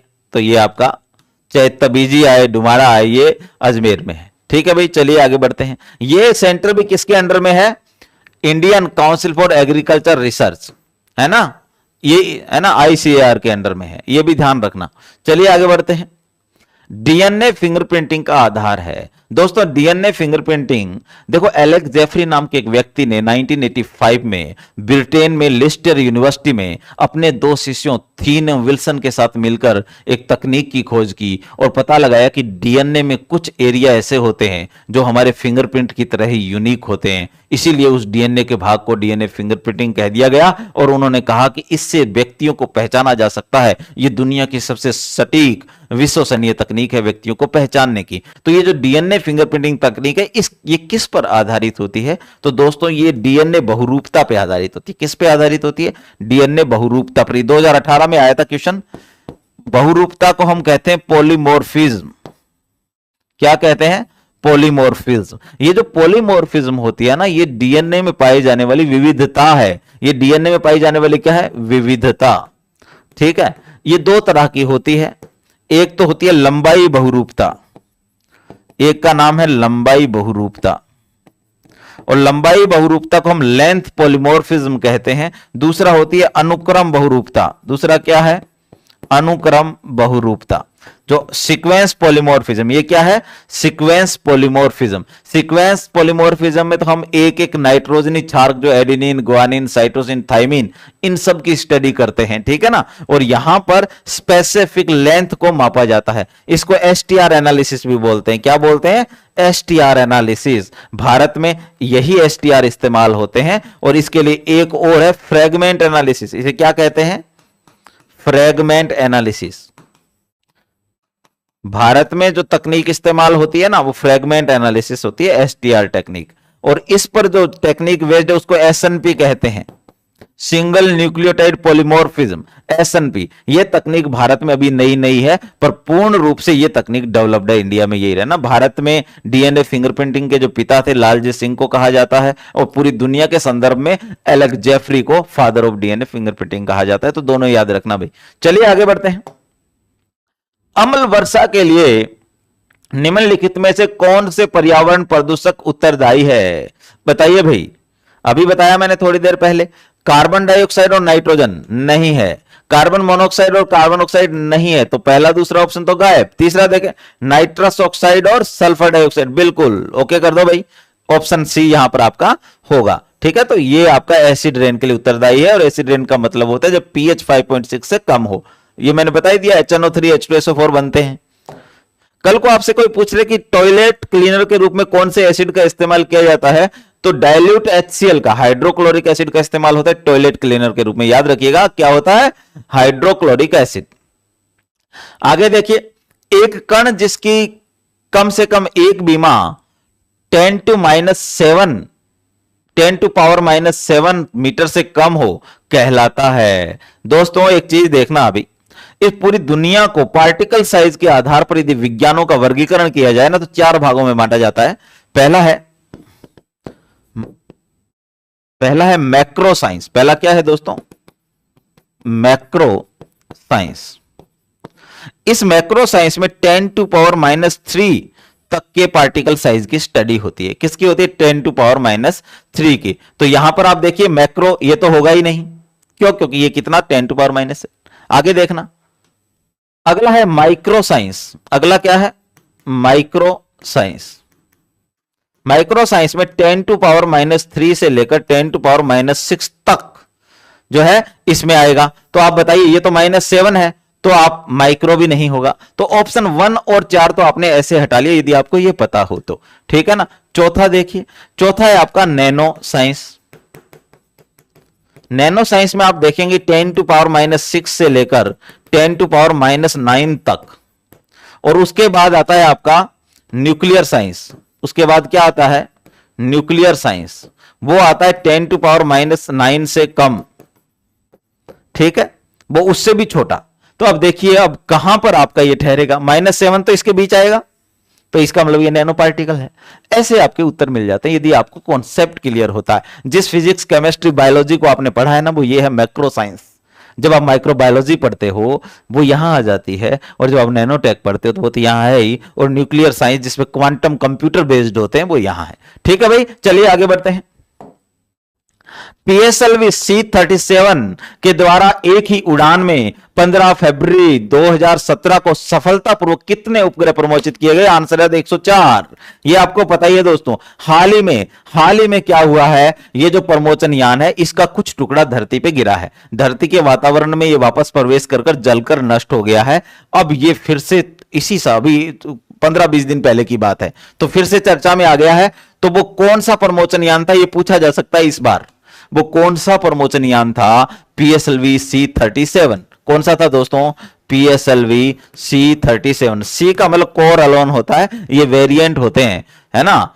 ये आपका पीएसएलवी के 4-5 वेरिएंट है, उसमें पीएसएलवी C भी एक कोर अलोन होता है इसका मतलब। ठीक है भाई, तो ध्यान रखिएगा 104 उपग्रह भेजे गए थे, पीएसएलवी C-37 पूछा जा सकता है। चलिए आगे बढ़ते हैं। भारत का पहला दृश्य सीमा से परे वीवीआर हवा से हवा में मार करने वाला स्वदेशी अभिकल्पित एवं रक्षा अनुसंधान और विकास संगठन द्वारा विकसित प्रक्षेपास्त्र है। बताइए, आज ही बताया मैंने, Astra air to air beyond visual range है ही, हवा से हवा में मार करता ही है, डीआरडीओ ने बनाया है। ठीक है भाई, चलिए आगे बढ़ते हैं। निम्नलिखित में से कौन सा पॉलीहर्बल उत्पाद रक्षा अनुसंधान एवं विकास संगठन डीआरडीओ द्वारा विकसित नहीं किया गया है? दोस्तों यहां पे जो नोक डुरना है ना, ये डीआरडीओ ने नहीं बनाया, जबकि एमट्रूथ, ल्यूकोस्किन और एचिट ये तीनों ही डीआरडीओ ने विकसित की है। अब तो आपके कोर्स में भी नहीं है ये, तो अब नहीं, पहले कोर्स में डायरेक्ट लिखा रहता था डीआरडीओ का रक्षा क्षेत्र में उत्पादन के अलावा जो उत्पादन किया जाता है वो भी कोर्स में मेंस और प्री दोनों में था, अब नहीं है लेकिन ये। चलिए आगे बढ़ते हैं। निम्नलिखित युग्मों पर विचार कीजिए। इसरो के केंद्र दिए हुए एक तरफ और दूसरी तरफ दिया हुआ है स्थान कि वो कहां पर है। तो आप देखेंगे कि विक्रम साराभाई अंतरिक्ष केंद्र जो है कहां है? ये दोस्तों तिरुवनंतपुरम में है, और तिरुवनंतपुरम का एक नाम त्रिवेंद्रम भी है, तो केरल में। ये सही है। आपको क्या ढूंढना है? सही वाले ढूंढने। उपरोक्त में से कौन सी युग्म सुमेलित है? तो नीचे ऑप्शन दिए उसको देखेंगे अपन। दूसरा यू आर राव उपग्रह केंद्र, ये बेंगलुरु में है दोस्तों, ये भी सही है। तीसरा देखिए, राष्ट्रीय सुदूर संवेदन केंद्र, राष्ट्रीय सुदूर संवेदन केंद्र नेशनल रिमोट सेंसिंग सेंटर, तो हैदराबाद में है दोस्तों। ये कहां है? हैदराबाद में, तो ये तो गलत हो गया। चौथा क्या है? भारतीय सुदूर संवेदन संस्थान, इंडियन रिमोट सेंसिंग इंस्टीट्यूट कहां है भाई? देहरादून में है। तो ये मुझे लगता है बदल दिया इन्होंने, ये चीजें इन्होंने बदल दी है, सी और डी का जो है आपस में बदल दिया है, तो ये दोनों ही गलत हो गए। ए बी सही है, तो कहां है ए बी? आपका ये रहा पहले ऑप्शन में, केवल ए और बी, ये सही हो गया। तो ऐसे आप देख लिया करें, सारे संस्थान याद कर लेना। इसरो के जितने चेयरमैन हुए उनका क्रम जरूर याद रखना। मैं कह रहा हूं अभी, इसरो के चेयरमैन का क्रम अच्छे से याद कर लेना, है ना। लास्ट के 3-4 याद रहेंगे तो आगे के अपने आप याद हो जाएंगे। ठीक है, चलिए आगे बढ़ते हैं। कंप्यूटर की मशीनी भाषा आधारित है। देखो कंप्यूटर जो है मशीनी भाषा समझता है, तो ये बुलियन बीजगणित पर बेस्ड होती है भी मशीनी भाषा। चलिए आगे बढ़ते हैं।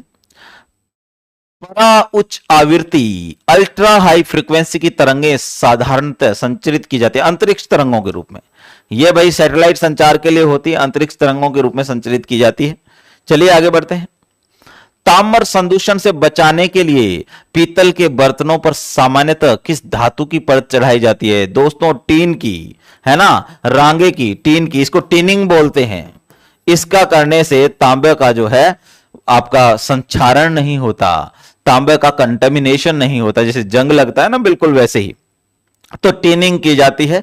एक और, यदि आपसे कोई पूछ ले कि जो पीतल जो है किससे बना होता है, पीतल बनता है भाई कॉपर प्लस जिंक से। किससे बनता है? कॉपर प्लस जिंक से तो बनता ही है।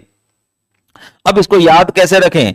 तो आप एक शब्द है पिताजी, एक शब्द है पिताजी, इसको देख लेना।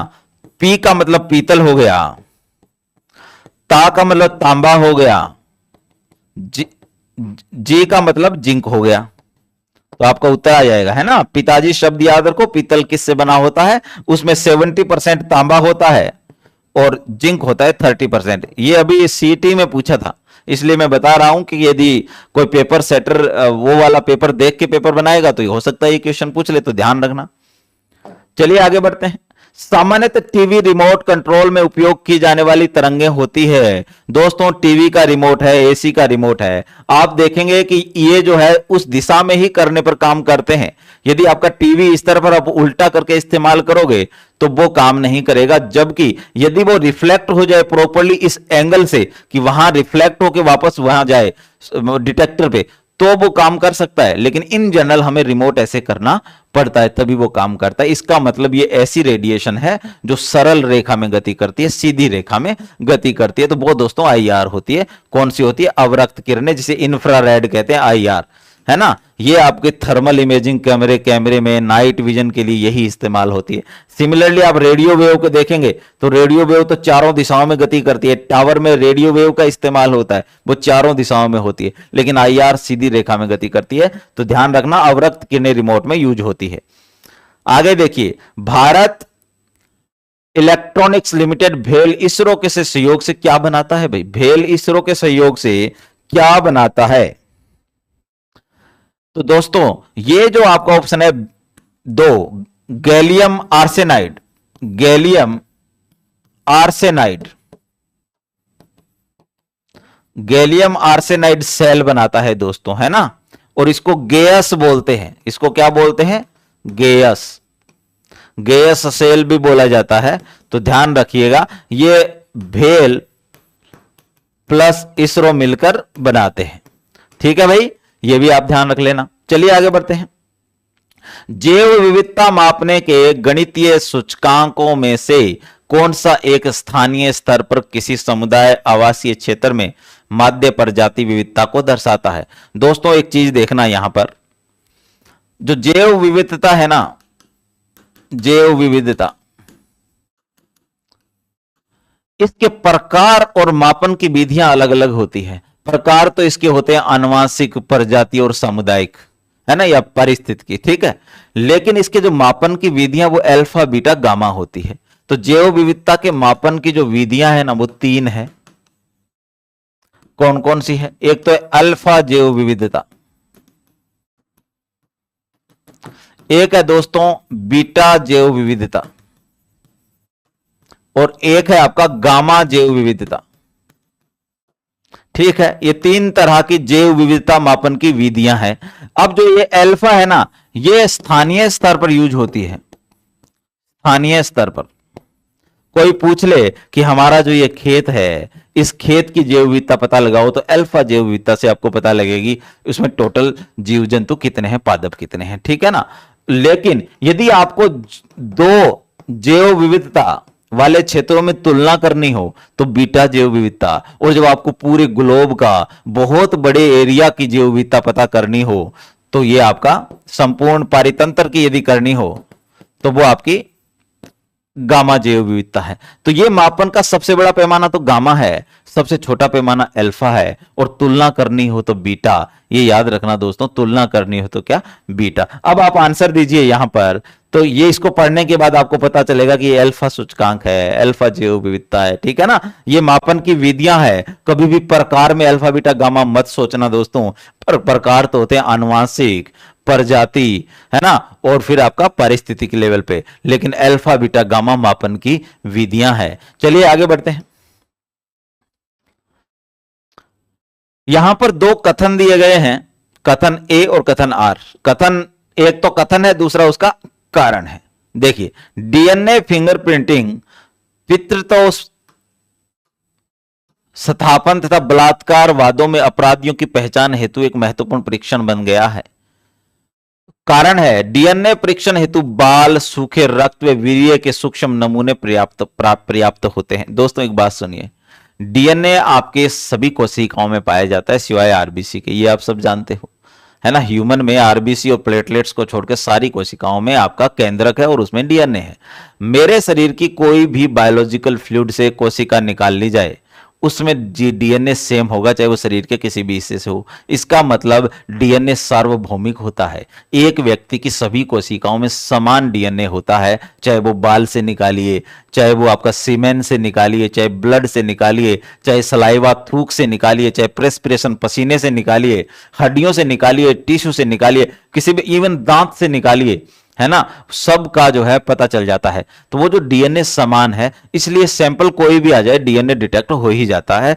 तो आजकल जो बलात्कार के केस है या डिस्प्यूटेड पैटर्निटी के केस है, किसी को ये लगे कि ये मेरा बेटा नहीं है, या है ना ऐसा डाउट हो जाता है ना आजकल दंपतियों में कि ये मेरा बच्चा नहीं है, तो वहां पर जो डिस्प्यूटेड पैटर्निटी, एनडी तिवारी का केस आया रोहित शेखर वाला, वो डिस्प्यूटेड पैटर्निटी का केस था, डीएनए से ही पता चला। बलात्कार के केस में, गैंग रेप में, पहले गैंग रेप होते थे तो पता ही नहीं चलता था कि कितने लोगों ने किया, अब तो डीएनए से पता लग जाता है कि जितने लोगों का सीमेन उपलब्ध है उतने लोगों ने उसमें इन्वॉल्वमेंट रहा होगा।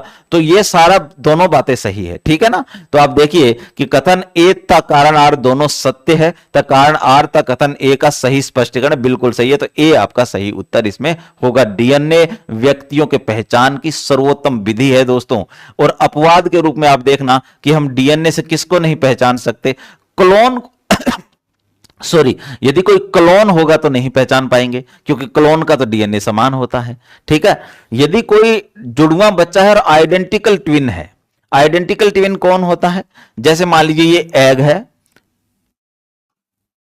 ये एग है, ये स्पर्म है, इसके मिलने से एक जाइगोट बना, लेकिन अचानक ही किसी वजह से ये जाइगोट दो भागों में टूट गया, तो इससे जो दो बच्चे पैदा हुए उनका डीएनए भी समान होता है, उनको भी आप डीएनए टेक्नोलॉजी से डिस्टिंग्विश नहीं कर सकते, पहचान नहीं सकते। तो फिर उसके लिए मेथड क्या है, फिंगरप्रिंट। फिंगरप्रिंट उनके भी अलग होंगे दोस्तों, ठीक है ना। तो ये कुछ अपवाद तो है डीएनए के, लेकिन डीएनए से सर्वोत्तम कोई और विधि उपलब्ध ही नहीं है। सबसे बेस्ट मेथड है किसी व्यक्ति को पहचानने की डीएनए फिंगरप्रिंटिंग, ठीक है ना। एलेक्स जेफरी ने खोजा था, भारत में लालजी सिंह ने खोजा था, ये याद रखना आप। यूनिकोड इनकोड परियोजना एक वर्ण अथवा अंक का कितने के समूह प्रतिनिधित्व करती है, 8 बिट की करती है भाई। कितने का करती है, 8 बिट, ये ध्यान रखिए, 8 बिट का प्रतिनिधित्व करती है। चलिए आगे बढ़ते। सुनहरी चावल है, यहां दोस्तों मैं दो चीजें आपको बताऊंगा, एक तो फोर्टिफाइड राइस, फोर्टिफाइड राइस, और एक है आपका गोल्डन राइस। दोस्तों गोल्डन राइस एक ट्रांसजेनिक फसल है, ट्रांसजेनिक फसल,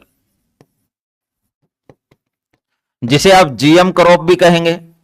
लेकिन फोर्टिफाइड राइस में क्या होता है, ये ट्रांसजेनिक फसल नहीं है, चावल का आटा बनाया जाता है और फिर उसमें कुछ मिनरल्स, कुछ विटामिन ऐड कर दिया जाता है, फिर चावल के रूप में ले आते हैं मशीनों से, उसे फोर्टिफाइड राइस कहते हैं। मिड डे मील में चलता है भारत के उन राज्यों में जहां चावल खाया जाता है, ठीक है ना। सरकार ने इस योजना को 2028 तक बढ़ा दिया है, इसलिए इंपॉर्टेंट है फोर्टिफाइड राइस आए तो ये ट्रांसजेनिक प्लांट नहीं है।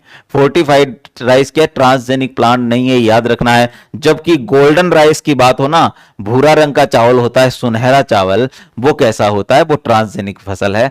क्या होता है दोस्तों, चावल का जो दाना होता है ना, उसके ऊपर जो कोट होता है ना, छिलका जिसे हम कहते हैं, उसमें विटामिन ए होता है। लेकिन क्या आप चावल का छिलका खाते हो क्या, नहीं खाते ना। इसलिए क्या होता है दोस्तों, उस चावल के छिलके के निकल जाने से चावल में विटामिन ए की आ जाती है कमी, और जब विटामिन ए की कमी होगी तो आपकी आंखों से सीधा संबंध है, आंखों की कमजोरी आ जाएगी आपको, है ना।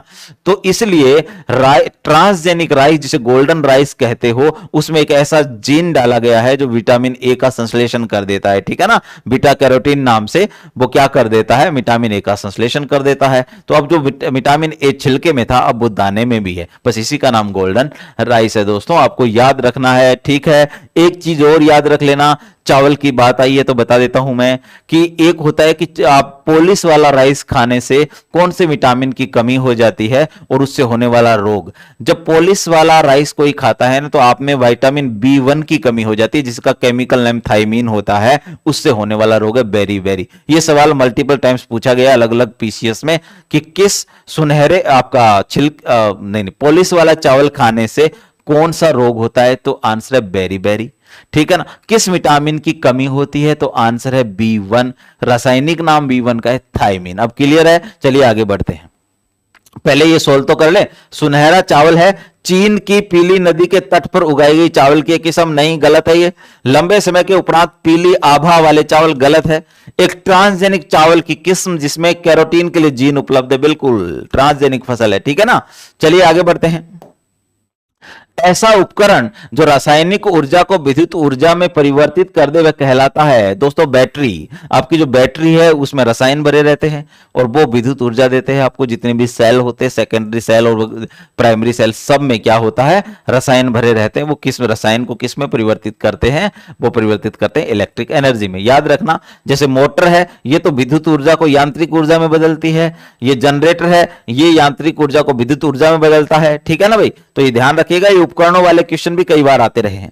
C-130J सुपर हरक्यूलिस भारतीय वायुसेना द्वारा प्रयोग में लिया जा रहा विश्व का अत्यधिक उन्नत एयरलिफ्टर है। ये वायुयान बनाए जाते हैं दोस्तों। हमने C-130J सुपर हरक्यूलिस जो विमान है वो यूनाइटेड स्टेट्स अमेरिका से खरीदे हैं, तो अमेरिका में बनते हैं। बोइंग कंपनी जो है अमेरिका की, वो इन्हें बनाती है। चलिए आगे बढ़ें। इसरो द्वारा निर्मित कुछ उपग्रहों की सूची। दोस्तों ये सवाल अब इररिलेवेंट है, ये बहुत पुराना आया हुआ है, तो मुझे नहीं लगता आप पूछा जाएगा, तो इस तरह के सवाल आप स्किप कर सकते हो, अब नहीं आ रहे हैं। आगे बढ़ते हैं। निम्नलिखित में से कौन सा जोड़ा सही है?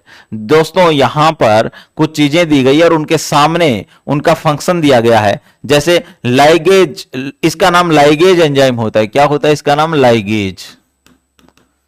क्या लाइगेज आणविक कैंची है क्या? बताइए आप। नहीं, आणविक कैंची तो रिस्ट्रक्शन एंजाइम होते हैं, RE जिसे आप कहते हो। लाइगेज के आगे फिर लिखा है आणविक सीवनकार। आणविक सीवन का मतलब होता है गोंद, गम, मोलिकुलर गम। तो बिल्कुल सही है, ये है ना, लाइगेज वाला जोड़ा एकदम सही है। तो 4 ही है, उसमें से एक हमने सही वाला यहां पकड़ लिया, तो यही सही होगा।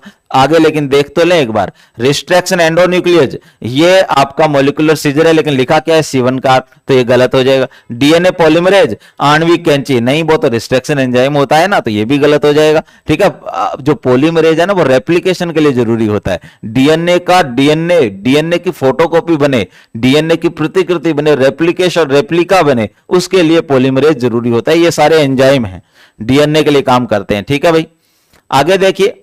पुनर्योगज DNA तकनीक के चरण नीचे दिए गए हैं। रिकॉम्बिनेंट DNA टेक्नोलॉजी के चरण यहां नीचे दिए गए हैं दोस्तों। तो आप इन चरणों को सीक्वेंस में आपको जमाना है, A से लेकर के आपको H तक। एक चीज देखना दोस्तों, यहां लिखा है प्रवाहिक प्रक्रिया, डाउन स्ट्रीम एप्लीकेशन। इसका मतलब क्या है? Down stream application. यदि आपने ध्यान से चीजें पढ़ी हो तो आपको पता चलेगा कि डाउन स्ट्रीम एप्लीकेशन क्या होता है। जब आप अंतिम उत्पाद बना लेते हैं ना, और उसका जब इस्तेमाल करना हो अंतिम उत्पाद का, उसको डाउन स्ट्रीम एप्लीकेशन कहते हैं। वो आपका आखिरी चरण होता है। तो डी किसमें है? जिसमें डी है वही होगा। एक सिंगल चीज से आपका आंसर मिल सकता है आपको, और वो आपका आंसर होगा 2। अब एक तरीका तो यह है सोल्व करने का। दूसरा तरीका हम देख लेते हैं DNA रिकॉम्बिनेंट टेक्नोलॉजी में क्या करते हैं। आपको बायोटेक की क्लासेस दोस्तों आपको स्टेट एकेडमी के ऐप पे उपलब्ध हो गई है। नैनो टेक्नोलॉजी कंप्लीट करा दिया गया है प्रीलिम्स के अकॉर्डिंग, आपको बायोटेक्नोलॉजी कंप्लीट करा दिया गया है, और डिफेंस टेक्नोलॉजी आदि हो गई है। बहुत जल्दी क्लासेस आपको अपलोड हो जाएगी ऐप पे। तो लगातार आप जो है स्टेट एकेडमी का ऐप जो है देखते रहें। जिन लोगों ने डाउनलोड नहीं किया है वो डाउनलोड कर लें और उसमें ये क्लासेस देख लें। ये सारे क्वेश्चन आपको मिल जाएंगे। रिकॉम्बिनेंट DNA टेक्नोलॉजी में सबसे पहले दोस्तों जीन की पहचान होती है, पहचानने के बाद उसको पृथक्करण होता है। तो ये लिखा है ना, अनुवांशिक पदार्थ की पहचान और पृथक्करण, ये पहला हो गया। और यहां भी देखिए ए लिखा है। जब आप एक बार पहचान लेते हो तो उसके बाद क्या करोगे? उसके बाद उसका विखंडन होगा। तो DNA का विखंडन बी में लिखा, ये बी लिखा है ना। फिर आप क्या करोगे? विखंडन के बाद इच्छित DNA जीन को अलग करोगे, तो ये यहां लिखा है इच्छित DNA खंडों का पृथक्करण, ये F लिखा हुआ। फिर आप क्या करोगे? इनमें से जिस जीन को आपको आगे बढ़ाना है उस जीन का परिवर्धन तो करोगे ना। उसका परिवर्धन करोगे तो ये रहा रुचि वाले जीन का परिवर्धन, ये G लिखा हुआ। फिर E आ जाएगा आपका। E में क्या लिखा है भाई? DNA खंड को वाहक से जोड़ना। ये सब मैंने आपको बायोटेक में करवा रखा है। आप ध्यान से देखोगे तो ये सवाल आपसे हो जाएगा दोस्तों, और ऐसे सवाल जरूर आएंगे, है ना। चलिए आगे बढ़ते हैं। FM प्रसारण सेवा में प्रयुक्त होने वाला आवृत्ति बैंड का परास होता है। ये भी 2018 का क्वेश्चन है भाई। ये आप FM चलाते हो अपनी गाड़ी में या मोबाइल में, जयपुर में रहते हो या बाहर रहते हो, तो FM की रेंज कौन सी होती है? 88 से 108 तक। मेगाहर्ट्ज पे चलता है, एफएम किस पे चलता है, मेगाहर्ट्ज पे। और आप देखेंगे कि 88 से 108 के बीच में बहुत सारे चैनल्स आते हैं, वो सारे एफएम चैनल हैं। तो एफएम का रेंज ये होगी, फ्रीक्वेंसी मॉड्यूलेशन होता है एफएम का मतलब। और इसका फायदा ये है कि इसमें आवाज की स्पष्टता होती है ना, बहुत ही शानदार जो है डेटा ट्रांसमिशन होता है इसमें, इसलिए सब लोग जो है एफएम को पसंद करते हैं। चलिए आगे बढ़े। विश्व की प्रथम आनुवांशिकीय रूपांतरित डेयरी बछड़ी का नाम लैक्स है दोस्तों। इसमें लैक्टोज फैट कम होता है, लैक्टोज कम होती है, लैक्टोज जो शर्करा है ना ये कम होती है। लैक्स बछड़ी, बछड़ी का नाम क्या है, लैक्स।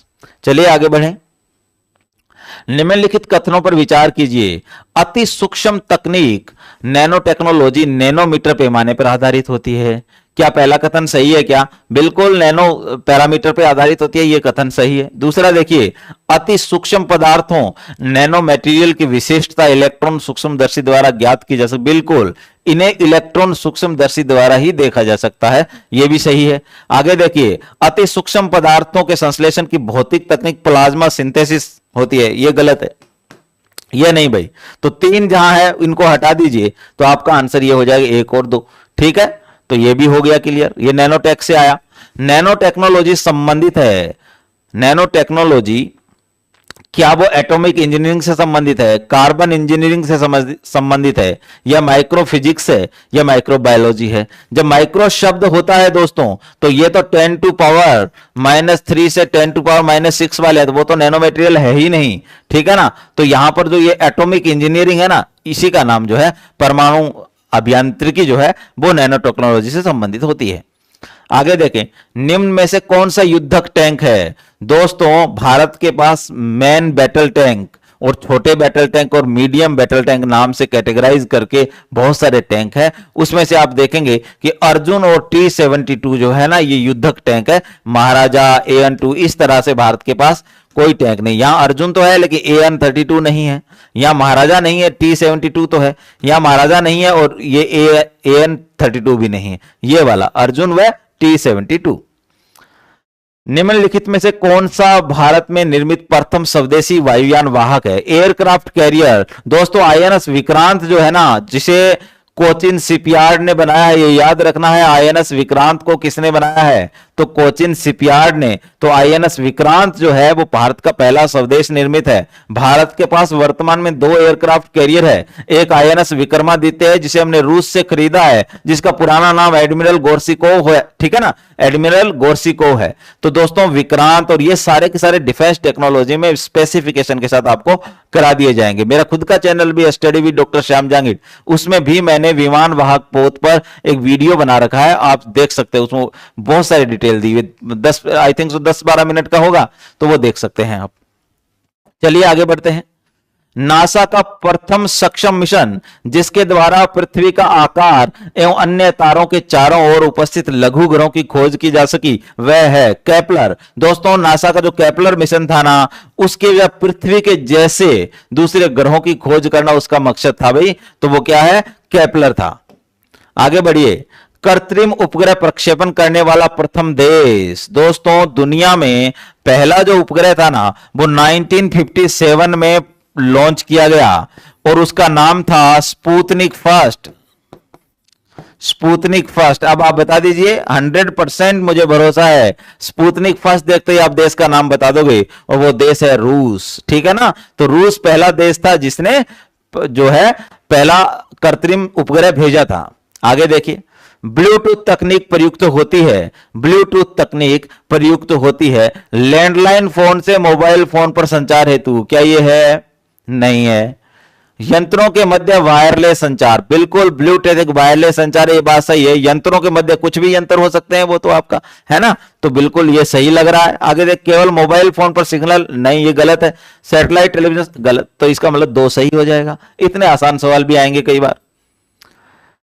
आगे देखें, इनको सुमेलित करना है। यहां पर आपको दिया हुआ है भारत की पनडुब्बियां और उनको लेकर जो कुछ घटनाएं हैं या उनको लेकर कोई स्पेसिफिकेशन उपलब्ध है पब्लिक डोमेन में, वो दिया गया है। पहला देखिए, INS चक्कर। INS चक्कर भारत की वो परमाणु पनडुब्बी थी जो हमने ली थी रसिया से 10 साल की लीज पे, 2012 में लेके आए, 2022 में वापस चली गई। तो INS चक्कर क्या है भाई? रूस से पट्टे पर ली गई आकुला श्रेणी की नाभिकीय पनडुब्बी। ये आकुला श्रेणी इंपॉर्टेंट है, पूछ सकते हैं आकुला श्रेणी, ठीक है ना। किस देश की है? रूस की। भारत ने इस श्रेणी की एक और पनडुब्बी 2028 तक भारत में आने वाली है। तो इसका मतलब ये हुआ कि ए से 2 मिल गया। तो ए से 2 कहां मिला हुआ है? ए से 2 वाले बहुत सारे हैं। इसका मतलब ये 3 और 4 हो नहीं सकते, इन दोनों में से कोई एक होगा। तो पहला तो हमने देख लिया, 2 ऑप्शन बाहर कर दिए। आगे देखें, आईएनएस अरिदमन। दोस्तों भारत की 3 न्यूक्लियर सबमरीन है, जिसमें एक का नाम जो है अरिहंत है, जो भारत की पहली स्वदेश निर्मित न्यूक्लियर पनडुब्बी है। दूसरी का नाम है अरिघट, जो भारत की दूसरी पनडुब्बी है। और तीसरी का नाम है अरिदमन। अब यहां देखिए आप कि आईएनएस अरिदमन जो है भाई, देखिए भारत की पहली स्वदेश निर्मित पनडुब्बी तो अरिहंत है, ये आपका हो गया। तो सी का 4 कहां होगा दोस्तों? सी का 4 इसमें, यानी ऑप्शन ए जो है सही है इस क्वेश्चन के अकॉर्डिंग, बी का 3। लेकिन यहां मैं ये रुका क्यों, एक चीज बताने वाला हूं अभी। देखो क्वेश्चन के अकॉर्डिंग तो ऑप्शन ए ठीक है आपका, लेकिन एक बात सुनिए, भारत के पास 3 परमाणु पनडुब्बियां होने वाली है थोड़े दिनों में। पहली अरिहंत हम इस्तेमाल करते हैं, जो भारत की पहली परमाणु पनडुब्बी 2016 से ही है। अभी इसी साल एक नई पनडुब्बी भारत ने की, आईएनएस अरिघट। कौन सी? आईएनएस अरिघट, इंडियन नेवल शिप अरिघट, ये दूसरी बन गई है। अब अरिदमन आना है, वो तीसरी होगी। तो याद रखना है, जो इसने अरिदमन को दूसरा माना है ना, ये उस समय के करंट में रहा होगा, जब ये पेपर सेट हुआ होगा ना, तो उस समय के करंट में रहा होगा दोस्तों, इसलिए ये है। लेकिन अभी नवीनतम जानकारी ये है कि भारत की पहली परमाणु पनडुब्बी तो अरिहंत है, स्वदेश निर्मित, दूसरी अरिघट है, तीसरी अरिदमन है। अभी 3 का ही नामकरण है, S4 S5 नाम की 2 और है, उनका भी नामकरण हुआ नहीं है। अरिहंत को S1 कहते हैं। आपका जो आईएनएस चक्कर थी ना, उसके अलावा ये सारी है ना पनडुब्बियां। आईएनएस चक्कर हमने अकुला श्रेणी की रूस से ली, भारत में निर्मित को आपको ध्यान रखना, पहली दूसरी तीसरी कौन सी है, ठीक है ना, ताकि आपका क्वेश्चन सही हो। ठीक है भाई, चलिए आगे बढ़ते हैं। तो दोस्तों ये आपका तकनीक से संबंधित, टेक्नोलॉजी से संबंधित जो है पीवाईक्यू थे। तो थैंक यू वेरी मच दोस्तों, क्लास को शेयर जरूर करना है अच्छे से। आप जो भी एक्स्ट्रा इंफॉर्मेशन आपको मिली है उसको अपने नोट्स का हिस्सा बनाइए। All the very best, thank you.